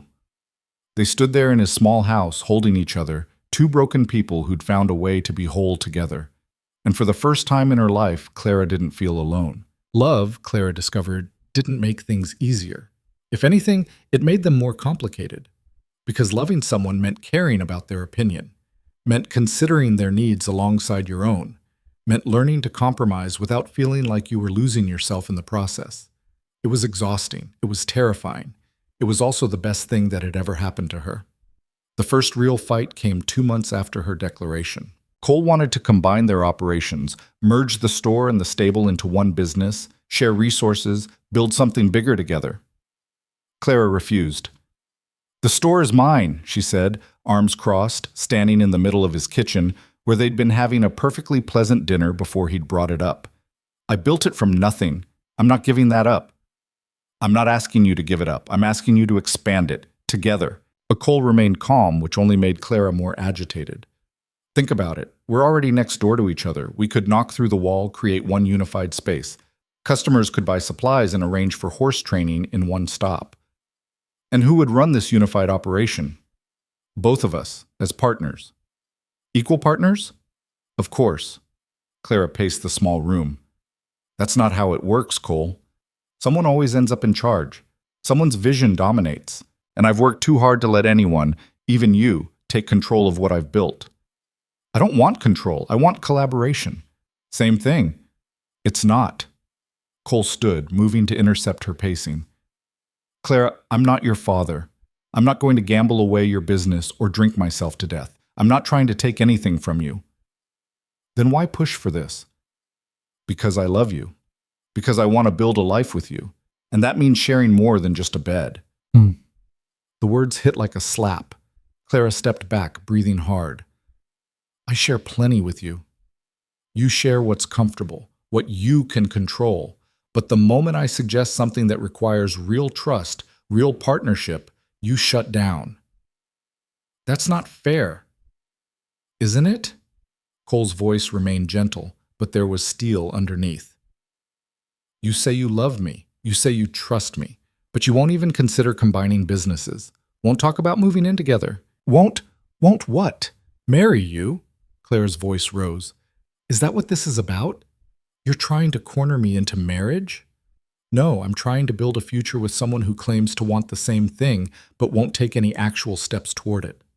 I told you I loved you. That's a step. It's words, Clara. Beautiful words, and I believe you mean them. But love isn't just feelings. It's actions. It's choices. It's building something together. Clara felt trapped, cornered, every old defense rising up. I'm not ready for this. When will you be ready? 6 months? A year? Never? I don't know. The admission hung in the air between them. Cole's expression softened. That's what I thought. He moved toward the door. Clara's heart lurched. Where are you going? Nowhere. Just giving you space. You clearly need it. Don't walk away from me. I'm not walking away. I'm stepping back. There's a difference. Cole paused at the door, looking back. I love you, Clara. I want to marry you, build a life with you, create something amazing together. But I can't do that alone. And I won't spend the rest of my life waiting for you to decide if you actually want those things or if you're just comfortable with how things are now. That's not fair. You said you'd be patient. I am being patient, but patience doesn't mean accepting scraps when I'm offering everything. He put on his hat. Think about what you really want. Not what's safe, not what's comfortable. What you actually want. And when you figure it out, come find me. Then he was gone. Clara stood alone in his kitchen, shaking with fury and fear, and something that felt dangerously close to grief. How dare he? How dare he push her like this? Demand more than she was ready to give, make her feel like she was the problem when she was trying her best. She stormed back to her quarters and didn't sleep all night. The next morning, Cole didn't stop by for coffee. Clara told herself she was relieved. She needed space anyway. Time to think without his constant presence muddying everything. But the store felt empty without him. 3 days passed. Clara threw herself into work, reorganizing inventory that didn't need reorganizing, staying open late, anything to avoid the silence of her quarters and the questions echoing in her head. What did she really want? She'd spent 5 years wanting independence, safety, control. And she had all those things. The store was profitable, her reputation solid, her life exactly as she'd designed it. So why did it feel hollow? On the fourth day, Mrs. Patterson came in for thread and studied Clara with knowing eyes. "You look terrible, dear." "Thank you. That'll be 50 cents. Fighting with Cole?" Clara's hands stilled. "That's none of your business." "Everyone's business in a town this small. You two haven't been seen together in days. People are talking. People should mind their own affairs." Mrs. Patterson leaned across the counter, voice dropping. "You know what your problem is, Clara? You're so busy protecting yourself from getting hurt that you're hurting yourself anyway. That man loves you. Anyone with eyes can see it, but you keep him at arm's length like he's going to disappear the moment you let him close. He's not going to disappear. He's going to take over. There's a difference." "Is he? Or is that just what you tell yourself so you don't have to risk anything?" Clara's throat tightened. "You don't understand." "I understand perfectly. I was married to Harold for 42 years. You think that was easy? You think we didn't fight about money and business and who got to make decisions?" Mrs. Patterson's weathered face softened. "But we figured it out. Because we wanted to be together more than we wanted to be right. That's what marriage is, dear. Choosing each other even when it's hard." She paid for her thread and left, leaving Clara alone with truths she didn't want to face. That night, Clara sat in her quarters with her father's ledger, the one from the year he'd lost half their savings. She'd looked through it 100 times, studying his mistakes, learning what not to do. But this time, she read the notes in the margins. Small comments her mother had written in faded pencil. "Maybe wait on this investment. I'm worried about the timeline. Can we talk about this first?" Her father had ignored every suggestion, made every decision alone, and destroyed them all in the process. Clara had spent 5 years being the opposite of her father, making careful choices, never taking risks, never trusting anyone. But in doing so, she'd missed her mother's real lesson. Margaret hadn't failed because she trusted. She'd suffered because the man she trusted refused to be a true partner, refused to listen, refused to share the burden. Cole wasn't her father. Cole had stood beside her during the Crenshaw fraud, had supported her decisions about the store, had never once tried to override her judgment or take control. He'd just asked to build something together. And she'd treated that like a threat instead of an opportunity. Clara closed the ledger, hands shaking. She'd been so afraid of losing herself that she'd forgotten how to find herself in partnership with someone else. The next morning, she closed the store early. She found Cole in the arena working with Rebel. The paint gelding had come so far, now wearing a saddle without flinching, accepting weight on his back, trusting the process. Cole saw her approach but didn't stop his work. Just continued the slow, patient routine that had transformed a terrified animal into something magnificent. Clara leaned against the fence and waited. 20 minutes later, Cole finished the session, praised Rebel, and turned the horse into the paddock. Only then did he walk over to where Clara stood. "Hi." "Hi." Clara took a breath. "I've been thinking. That sounds dangerous." "It was. I'm not good at it." She tried to smile, failed. "Cole, I'm sorry for the fight, for shutting down, for treating your offer like an attack instead of what it was." "Which was?" "A partnership, a real one, the kind I've been too scared to accept." Cole's expression remained carefully neutral. "And now I'm still scared. Terrified, actually. But I'm more scared of losing you than I am of sharing with you." Something shifted in his eyes. "Keep talking." "I don't want to merge the businesses. Not yet. I'm not ready for that." Clara rushed on before he could respond. "But I want to talk about it. Really talk. About what it would look like, how we'd structure it, what safeguards we'd put in place. I want to consider it instead of just refusing." "Okay. And I want to move in with you." Cole went very still. "What?" "I want to move in with you, not give up the store, but stop maintaining 2 separate households. Stop pretending we're not building a life together." Clara's hands gripped the fence rail. "I'm tired of sleeping alone, tired of waking up without you. Tired of keeping you at a distance because I'm afraid of what happens if I let you all the way in. Clara, let me finish, please. She took a shaky breath. I love you. I'm not good at showing it. I'm probably going to keep fighting you on things and being stubborn and making everything harder than it needs to be. But I'm trying. I'm really trying to be the partner you deserve instead of just the woman who's comfortable with how things are. Cole climbed over the fence, landing beside her. You're serious?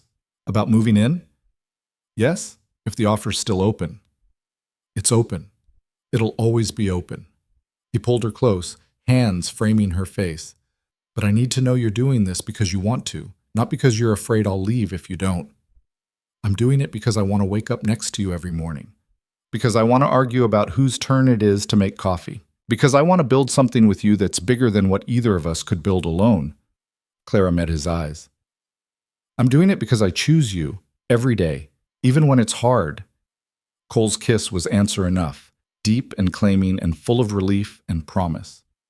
Clara melted into him, finally letting herself believe that maybe, just maybe, trust was worth the risk. When they broke apart, both breathing hard, Cole rested his forehead against hers. When do you want to move in? Is tomorrow too soon? He laughed. Tomorrow's perfect. They spent the evening planning logistics.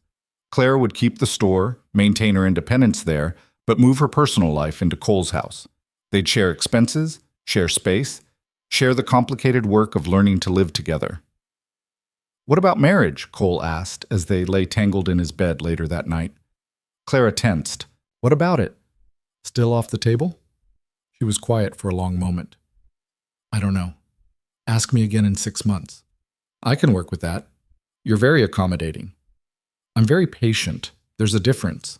Cole pulled her closer. Besides, I'd rather have you living with me and uncertain about marriage than not have you at all. That's a low bar. Maybe, but it's honest. Clara pressed a kiss to his shoulder. 6 months. Then we'll talk about it. Deal. Moving in took longer than Clara expected.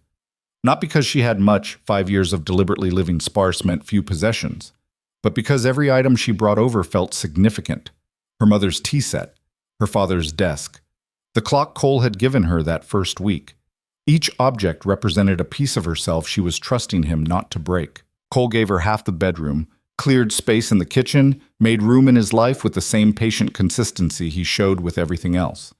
And slowly, Clara learned to breathe in shared space. The first morning she woke in his bed, their bed, with sunlight streaming through unfamiliar windows and Cole's arm around her waist. Something in her chest loosened. This was home, not the store. Not her carefully controlled quarters above it. This, them, together. Morning, Cole murmured, pressing a kiss to her shoulder. Morning. Regrets yet? Ask me after I've had coffee. He laughed, pulling her closer. Fair enough. They developed routines. Cole made coffee while Clara showered. Clara cooked breakfast while Cole tended the horses. They ate together, planned their days, separated for work, and reunited each evening. It should have felt suffocating. Instead, it felt like breathing for the first time. The town adjusted to their living arrangement with typical frontier pragmatism. Some whispered about scandal, an unmarried couple cohabiting. Most just shrugged and figured they'd marry eventually anyway. Clara stopped caring what they thought. 3 months after moving in, she and Cole finally had the conversation about merging businesses. They spent a week drafting proposals, running numbers, arguing about logistics. In the end, they decided to keep operations separate but create a shared purchasing agreement that gave them both better supplier rates. Compromise, Cole said, signing the contract they'd drafted. Partnership, Clara corrected, adding her signature below his. He smiled. Same thing. Maybe it was. The seasons turned. Summer faded into fall. Clara's store had its best quarter in 5 years. Cole's training business expanded. 2 more stalls, 3 new clients from neighboring towns. They worked beside each other, supporting each other, building something neither could have managed alone. And through it all, the question hung unasked between them. When would Clara be ready for marriage? The 6-month deadline came and went without discussion. Cole didn't push, but Clara could feel him waiting. Patient as ever, but waiting. She should bring it up, should have the conversation, should figure out what she wanted. Instead, she avoided it. Until the night everything changed. They were having dinner when someone pounded on the door. Cole opened it to find Timothy Morse, pale and panicked. "Mr. Barrett, sir, there's been an accident. My pa, he was working late at the Henderson Ranch and got kicked by a horse. Doc says it's bad, real bad." Cole grabbed his coat. "Where is he?" "Still at Henderson's. They're afraid to move him." "I'll come. Clara, I'm coming too." She was already pulling on her cloak. "Timothy, does your mother know?" "Not yet. I came here first because I didn't know what to do." "We'll send someone for her. Cole, you go ahead. I'll get Mrs. Morse and meet you there." They split up, moving with practiced efficiency born of 3 months living together. Clara collected Mrs. Morse and her younger children, borrowed a wagon, and drove them to the Henderson Ranch. The scene was grim. Mr. Morse lay unconscious in the barn, his leg bent at an unnatural angle, blood soaking through makeshift bandages. The doctor worked frantically while Cole assisted, hands steady, voice calm. "Compound fracture," the doctor said grimly. "Infection risk is high. He needs surgery. Tonight." "Can you do it here?" Cole asked. "Not safely. He needs to be at my clinic, but moving him, I'll build a stretcher. We can stabilize the leg. Move him carefully." Cole was already assessing materials. "Timothy, get me those boards. Mrs. Henderson, I need clean sheets." Clara watched him work. Confident, capable, taking charge in a crisis without hesitation. He coordinated the move like a military operation, keeping Mr. Morse stable, keeping everyone calm. They got him to the doctor's clinic. Surgery took 3 hours. Clara sat with Mrs. Morse and the children, holding hands, offering quiet reassurance. Cole paced the waiting room, still covered in blood, unable to sit still. Finally, the doctor emerged. "He'll live. The leg will heal, though he'll have a limp. But he's strong. He'll pull through." Mrs. Morse burst into tears. Timothy sagged with relief.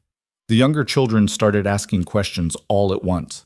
Clara found Cole outside, leaning against the building, staring at the night sky. "You okay?" she asked quietly. "Yeah, just reminded me of when Becca got sick. That helpless feeling." Clara took his hand. "You weren't helpless tonight. You saved him. If you hadn't been there, someone else would have figured it out. Maybe, but you did figure it out. You took charge when everyone else was panicking. You made the difference." Cole pulled her into his arms, holding tight.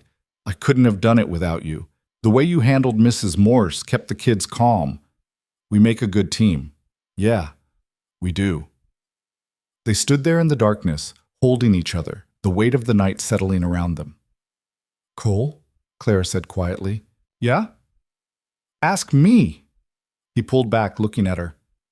"Ask you what?" "You know what?" Cole's breath caught.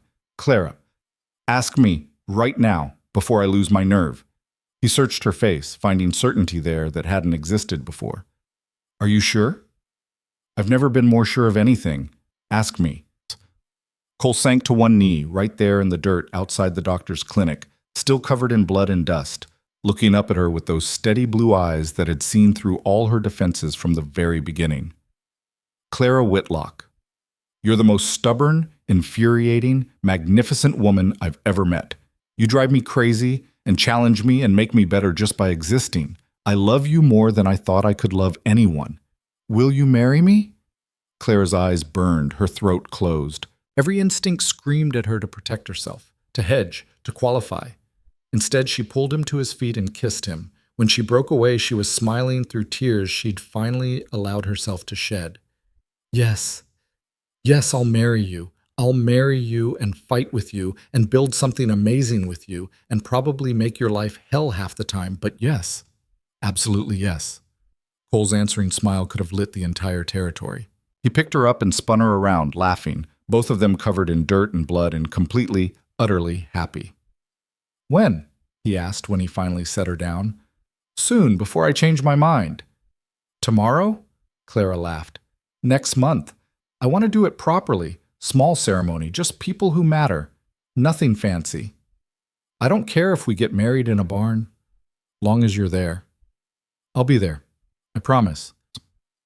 They kissed again, sealing the promise. Two broken people who'd found a way to be whole together. When they finally returned inside, Mrs. Morse took one look at their faces and burst into fresh tears. "You're engaged! How did you—" "Because you're both glowing. Oh, Clara, I'm so happy for you both." The news spread through the small clinic waiting room like wildfire. Timothy shook Cole's hand with solemn pride. The younger Morse children asked if there would be cake. Even the doctor offered congratulations. Clara stood in the middle of the chaos, Cole's arm around her waist, and felt something she'd never allowed herself to feel before. Joy. Pure, uncomplicated, terrifying joy.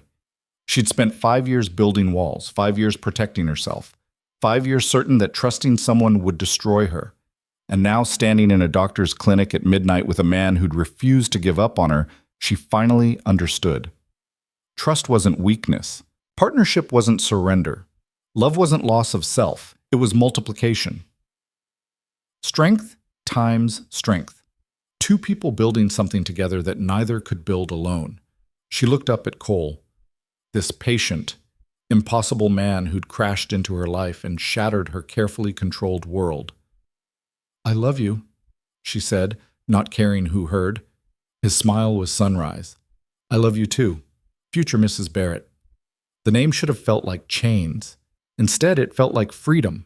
They stayed at the clinic until Mr. Morse woke, groggy but alive. Then they drove the Morse family home through the pre-dawn darkness, making plans for recovery care and financial support. By the time they returned to their own house, the sun was rising. Cole built up the fire while Clara made coffee. They moved around each other with practiced ease, partners in every sense. 1 month, Cole said, handing her a cup. "Think you can plan a wedding in 1 month?" "I ran a near-bankrupt store back to profitability in 6 months. I think I can manage a small wedding." "That's my girl," Clara smiled into her coffee. "Your fiancé, you mean?" "Even better." They sat by the fire as the new day dawned, making plans, dreaming together, building the future they'd both been too afraid to reach for alone. And when Clara finally fell asleep in Cole's arms, she didn't dream of disasters or loss or betrayal. She dreamed of possibility. Planning a wedding in 1 month should have been chaos. For Clara Whitlock, it became an exercise in realizing just how much her life had changed. The woman who'd once refused every social invitation now found herself surrounded by people eager to help. Mrs. Patterson insisted on making the cake. Timothy's mother offered to sew Clara's dress despite her husband's injury. Jackson the blacksmith volunteered to arrange chairs and handle logistics. Even Gerald Hutchins, who'd once predicted Clara would destroy any man foolish enough to love her, grudgingly offered the use of his ranch for the ceremony if they wanted an outdoor venue.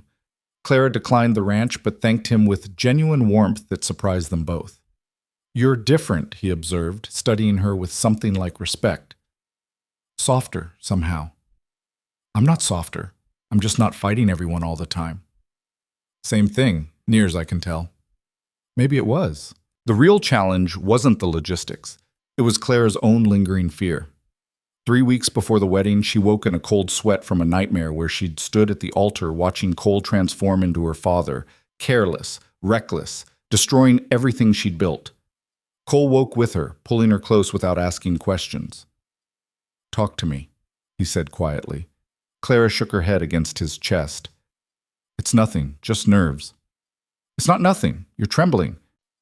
She wanted to dismiss it, to hide behind her walls and pretend everything was fine. But she'd promised to be a partner, and partners didn't hide.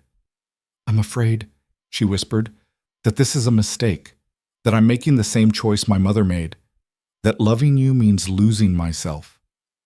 Cole was quiet for a long moment, just holding her, letting her fear exist without trying to fix it. Finally, he spoke. "You know what the difference is between us and your parents?" "What?" "Your mother loved a man who made decisions alone and expected her to follow. You're marrying a man who won't make a single major decision without asking what you think first." He pulled back enough to meet her eyes. "Clara, I don't want to absorb you. I want to stand beside you. Those aren't the same thing." "How can you be sure?" "Because I've spent 6 months proving it. Every disagreement we've had, we've worked through together.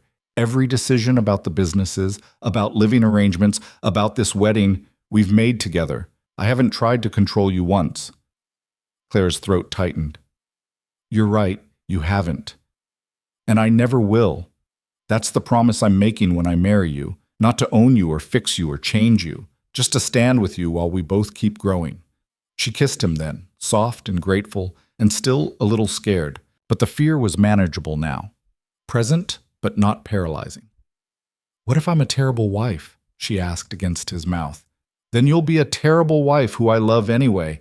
We'll figure it out. Clara laughed despite herself. That's a low bar. It's an honest one. They made love slowly as dawn broke, reaffirming the choice they'd made, the partnership they were building. And when Clara finally fell back asleep, she didn't dream of loss. She dreamed of standing beside Cole under an open sky, facing the future together.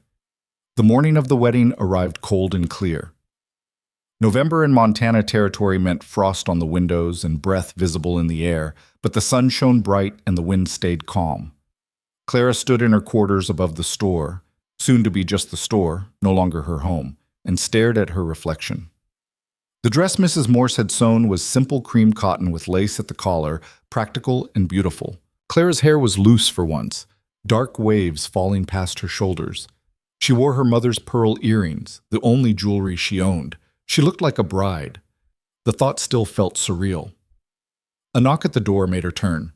Mrs. Patterson entered, eyes already shining with tears. "Oh, Clara, you look beautiful." "I look the same as always." "You look happy. That's different." The older woman crossed to her, taking Clara's hands. "I'm so proud of you, dear. I know this wasn't easy." "It still isn't easy. I'm terrified." "Good. If you weren't scared, I'd worry you weren't taking it seriously." Mrs. Patterson squeezed her hands. "Marriage is terrifying. You're trusting someone with everything you are. But you picked a good man. And more importantly, you picked to be brave." Clara's eyes burned. "What if I fail at this?" "Then you'll fail together. That's what marriage is. Two people stumbling through life and catching each other when they fall." She smiled through her own tears. "Now come on. You've got a patient man waiting for you, and we shouldn't test that patience much longer." The ceremony was held in the town square, simple and small just as Clara had wanted. Maybe 40 people gathered, neighbors, customers, friends Clara hadn't realized she'd made during her years in Red Hollow. Timothy Morse stood as Cole's witness, pride radiating from his young fete. Mrs. Patterson served as Clara's, holding her hand tight as they walked to where Cole waited. And there he was, standing calm and steady in his best suit, that small smile on his face that said he'd known this moment would come, even when Clara had been throwing him out of her store and swearing she'd never marry anyone. The circuit judge who performed the ceremony kept it brief. Clara barely heard the words. She was too focused on Cole's hands holding hers, steady and sure, on his eyes that had seen through all her defenses and loved what he found anyway. "Do you, Clara Elizabeth Whitlock, take this man to be your husband, to stand with him in partnership, in challenge, and in love, for as long as you both shall live?" This was it, the moment to commit, to trust, to choose partnership over protection. Every instinct she'd honed over 5 years screamed at her to run. Instead, Clara squeezed Cole's hands and said clearly, "I do." His smile was sunrise. "And do you, Cole Michael Barrett, take this woman to be your wife? To stand with her in partnership, in challenge, and in love, for as long as you both shall live?" "I do. I absolutely do." Laughter rippled through the small crowd. "Then by the authority vested in me by Montana Territory, I pronounce you husband and wife. You may kiss your bride." Cole pulled Clara close and kissed her with a thoroughness that made several people whistle. When they broke apart, both breathless, he rested his forehead against hers. "Hello, Mrs. Barrett." The name should have felt like chains. Instead, it felt like wings. "Hello, husband." They turned to face their community, their people, and for the first time in her life, Clara Whitlock Barrett felt like she belonged somewhere. Not just to a place, but to a person, to a partnership, to a future they'd build together. The celebration afterward was simple. Food and music in the town hall, dancing that Clara participated in despite her protests about having 2 left feet. Cole proved to be a surprisingly good dancer, guiding her through steps she didn't know with patient expertise. "You never told me you could dance," she said as he spun her. "You never asked." "What else haven't you told me?" That's the fun part. We've got the rest of our lives for you to find out. Clara laughed, genuinely laughed, and let him spin her again. They danced until her feet hurt and the sun set. They ate cake that Mrs. Patterson had made with love and precision. They accepted congratulations from people who'd watched Clara's transformation from Ice Queen to willing bride with something like wonder. And when it was finally time to leave, when the celebration wound down and people started heading home, Cole took Clara's hand and led her not to his house, their house now, but to the stable. "Where are we going?" she asked. "You'll see." He led her to the arena where Rebel waited, saddled and calm. The paint gelding who'd been too wild to train, too broken to fix. Who'd learned through patience and consistency to trust again. "We're going riding? Now?" "Just a short one. There's something I want to show you." Clara let Cole help her into the saddle, her first time on a horse in years. He mounted behind her, arms coming around to hold the reins, and they rode out into the November night. The Montana sky stretched endless overhead, stars brilliant in the cold air. Cole guided Rebel to a ridge overlooking Red Hollow. The town spread below them like scattered jewels of lamplight. "This is what I see every morning," Cole said quietly. "When I come out to work the horses. This view, this town, this life we're building." Clara leaned back against his chest, feeling his heartbeat steady against her spine. "It's beautiful." "It is, but it's better now." "Why?" "Because now when I look at it, I know you're part of it, that we're building this together." He pressed a kiss to her temple. "Thank you." "For what?" "For being brave enough to say yes, for trusting me with your heart even though it terrified you, for choosing partnership even though everything in you wanted to protect yourself." Clara turned in the saddle to face him, awkward but determined. "I'm still scared, you know, terrified that I'll mess this up." "Good. Stay scared. Stay aware that what we have matters." Cole's hands framed her face. "But don't let that fear stop you from being here, from building this with me." "I won't, I promise. That's all I need." They kissed there on the ridge under the endless sky, two broken people who'd found a way to be whole together. When they finally rode back to town, to their home, to the life waiting for them, Clara felt something she'd never expected to feel: peace. The first months of marriage were an adjustment, learning to share space fully, not just as a trial run, but as a permanent arrangement, learning to compromise on everything from coffee strength to sleeping with windows open or closed. Learning that partnership meant sometimes doing things you didn't want to because the other person needed you to. But they learned. Clara discovered that Cole snored when he was exhausted, sang off-key while working with horses, and had a weakness for terrible jokes that made her groan and laugh simultaneously. Cole learned that Clara needed silence in the mornings before she was fully human, organized everything alphabetically even when it made no practical sense, and secretly loved when he read to her before bed. They fought. Of course they fought. About money and business decisions, and whose turn it was to deal with difficult customers. But they'd made a rule early on: never go to bed angry. Sometimes that meant staying up until midnight working through disagreements, both exhausted and frustrated. But they always worked it out. And slowly, the word ours started to replace mine in their vocabulary. Our money, our businesses, our home, our life. The real test came 8 months into their marriage. A businessman from Helena arrived with an offer to buy Clara's store, twice what it was worth, with the stipulation that she had to decide within a week. The old Clara would have refused immediately. Her store was her identity, her independence, her proof that she didn't need anyone. But this Clara, married Clara, partner Clara, sat down with Cole and actually discussed it. "What do you think?" she asked, spreading the offer letter on their kitchen table. "What do I think? Or what do you think?" "Both." Cole studied the numbers. "It's a good offer, more than fair. You could take this money, invest it in expanding the horse training operation. We could build something bigger together." "That's what I was thinking, but I'm also thinking about what the store means, what it represents." "Your independence." "Yes, and I'm afraid if I sell it, I'm losing myself again, becoming just your wife instead of Clara Whitlock." Cole reached across the table, taking her hand. "Clara Barrett," he corrected gently, "and you could never be just anything." You're a force of nature who happens to be married to me. Selling the store doesn't change that, doesn't it? Did you build that store to prove you could run a business, or to prove you didn't need anyone? The question hit hard. Clara was quiet for a long moment. Both, she admitted, but mostly the second one. And do you still need to prove that? Clara looked at their joined hands, at the partnership they'd built, at the life they'd created together that was stronger than anything either could have made alone.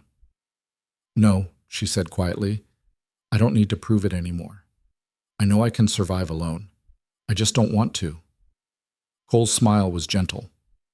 Then maybe the question isn't whether you should sell. Maybe it's what you want to build next. Clara sat with that for a moment. Then she started laughing. What's funny? 6 months ago, if you'd suggested I sell the store, I would have thrown something at your head. I'm aware. That's why I didn't suggest it. I asked what you thought. Sneaky. Strategic. Cole squeezed her hand. So what do you want to do? Clara took a deep breath. I want to sell it. I want to take that money and partner with you. Really partner. Equal shares, equal say, and build something amazing. A combined operation. Training facility and supply depot. Something we create together from the ground up. You're sure? I'm terrified, but yes, I'm sure. She met his eyes. This isn't surrender. It's evolution. Damn right it is. They sold the store 2 weeks later, used the money to expand the stable, add a supply depot for tack and feed, and create what became known as Barrett Enterprises. Equal partnership between Clara and Cole. Both names on the deed, all decisions made together. The first year was brutal. Building something new from scratch while maintaining the existing horse training business pushed them both to their limits. They worked 18-hour days, argued about every decision, second-guessed themselves constantly. But they did it together. And when the first anniversary of Barrett Enterprises came around, they stood in the middle of their thriving operation and marveled at what they'd built. We did it, Clara said, looking around at the expanded stables, the well-stocked supply depot, the office where they both worked side by side. We did. Equal partners. I couldn't have done this alone. Neither could I. That's the point. Clara turned to face him, this man who'd crashed into her life and refused to leave, who'd been patient when she'd been prickly, who'd loved her through every wall she'd built and every fear she'd carried. Thank you, she said quietly. For what? For not giving up on me. For being stubborn enough to wait. For showing me that trust was possible. Cole pulled her close. Thank you for being brave enough to try. For taking the risk. For building this life with me. They stood there in the middle of their shared dream, holding each other, two people who'd both been broken in different ways but had found wholeness together. That night, as they sat by the fire in their home, Clara pulled out the music box fragments she'd kept all this time, the shattered pieces from that first day when Cole had destroyed something precious and promised to make it right. I've been holding on to these, she said, showing him the porcelain shards. I don't know why. Cole studied the fragments. Because they mattered. Because they were the beginning. Of what? Of us. If I hadn't broken that music box, I never would have come back. Never would have bought the property next door. Never would have had the chance to prove I was worth trusting. He took a shard, holding it up to the firelight. Sometimes the things that break us open are exactly what we needed. Clara looked at the fragments, broken, unfixable, yet somehow beautiful in their brokenness. Like her. Like Cole. Like the life they'd built from shattered pieces. What should we do with them? She asked. Keep them. Remind ourselves that broken things can become something new. Not fixed. New. Better. Clara smiled. You're very wise for a horse trainer. I learned from watching someone stronger than me figure out how to trust again. I'm not that strong. You're the strongest person I know. You just finally stopped fighting it. She kissed him then, soft and sure, grateful for every moment that had led them here. Every fight, every fear, every choice to show up even when it was hard. 2 years after their wedding, Timothy Morse, now 17 and one of their best trainers, approached them with a nervous expression. Mr. and Mrs. Barrett, I have a question. What's up, Timothy? Cole asked. There's a girl, Sarah Henderson. I want to marry her, but her father says I need to prove I can provide first. And I was wondering, he took a breath. I was wondering if you'd consider making me a partner. Not equal, nothing like that. But maybe a small stake in the business, something I could build on. Clara and Cole exchanged a look. A whole conversation in a glance built from 2 years of partnership and understanding. Clara spoke first. Timothy, you've been with us since the beginning. You're loyal, hardworking, and honest. But partnership isn't just about those things. Timothy's face fell. It's also about trust, Cole continued. About standing beside someone even when it's hard. About building something together that's bigger than what you could build alone. I understand. I just thought, which is why we'd be honored to make you a junior partner, Clara finished. 5% stake, with the option to increase as the business grows. Conditional on you continuing to show the same dedication and integrity you've shown for the past 2 years. Timothy's eyes went wide. Serious? You're serious? We're serious. You've earned it. The young man's face split into a grin so wide it had to hurt. I won't let you down. I swear, I'll work harder than ever. We know, Cole said, clapping him on the shoulder. That's why we're taking the chance. After Timothy left, practically floating with joy, Clara leaned against Cole.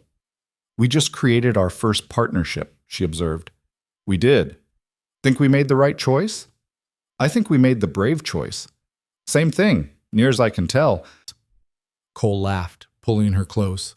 Look at you, taking risks, trusting people. Who are you and what have you done with Clara Whitlock? Clara Barrett, she corrected. And she's right here, just not afraid anymore. Not afraid of anything? Clara thought about it. Still afraid of losing you, but I'm not afraid of loving you. Not anymore.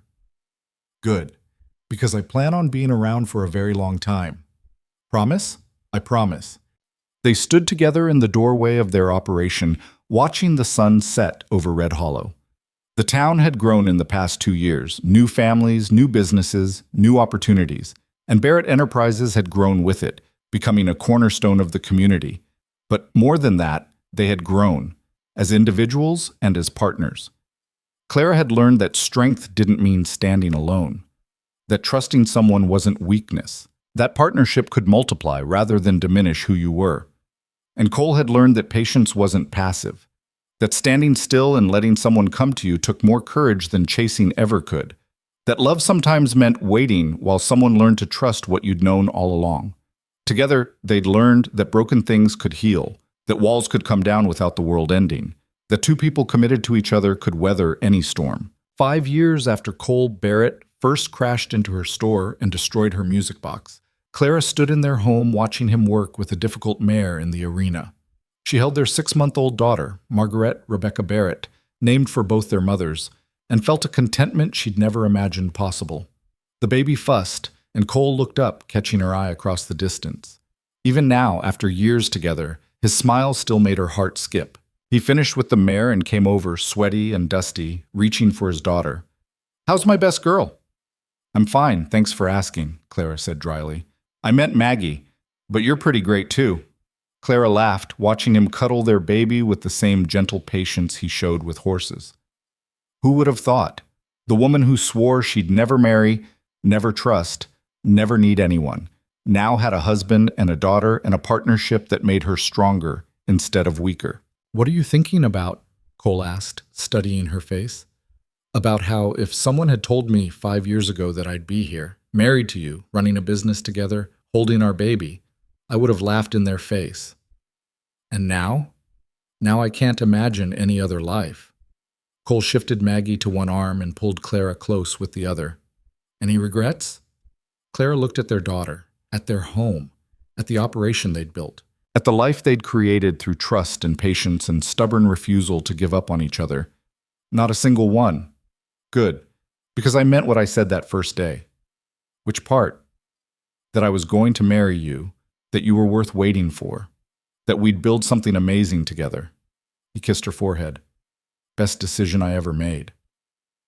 "Even though I threw you out of my store?" "Especially because you threw me out of my store. Showed me exactly who I was dealing with. A woman strong enough to stand alone but brave enough to choose partnership." Clara rested her head on his shoulder, watching the sun set over their land. I used to think broken things couldn't be fixed. They can't, but they can become something new, something better.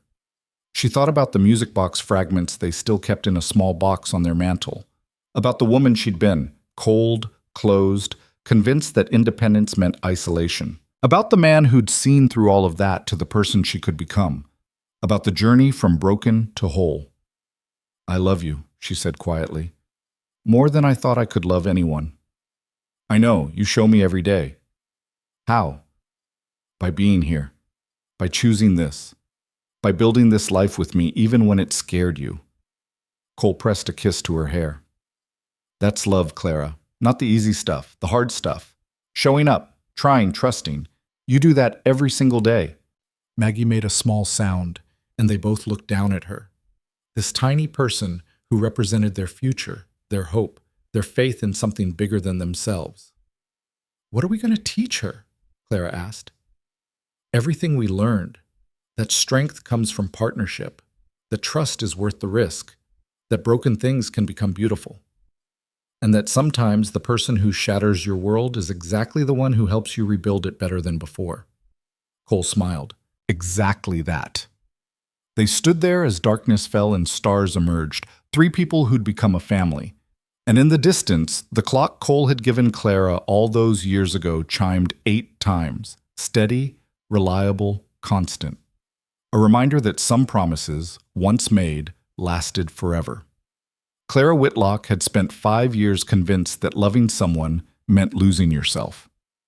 That trust led to destruction, that the only way to survive was to stand alone. Cole Barrett had spent those same 5 years learning patience, learning that the wildest hearts were worth the wait, learning that love sometimes meant standing still while someone learned to trust. Together, they'd learned that breaking down walls didn't mean weakness, that partnership could multiply strength instead of dividing it, that two broken people could build something whole. And as they walked back to their house through the Montana night, daughter sleeping peacefully against Cole's shoulder, Clara finally understood the truth she'd fought for so long. Love wasn't about losing yourself. It was about finding yourself in partnership with someone who saw you clearly and chose you anyway. The music box Cole had destroyed that first day was gone forever, shattered beyond repair. But in its place, they'd built something infinitely more valuable, a life, a partnership, a love that had survived doubt and fear and every wall Clara had built to protect herself. And that, broken beginning transformed into beautiful present, was worth more than 1,000 perfect music boxes. It was worth everything.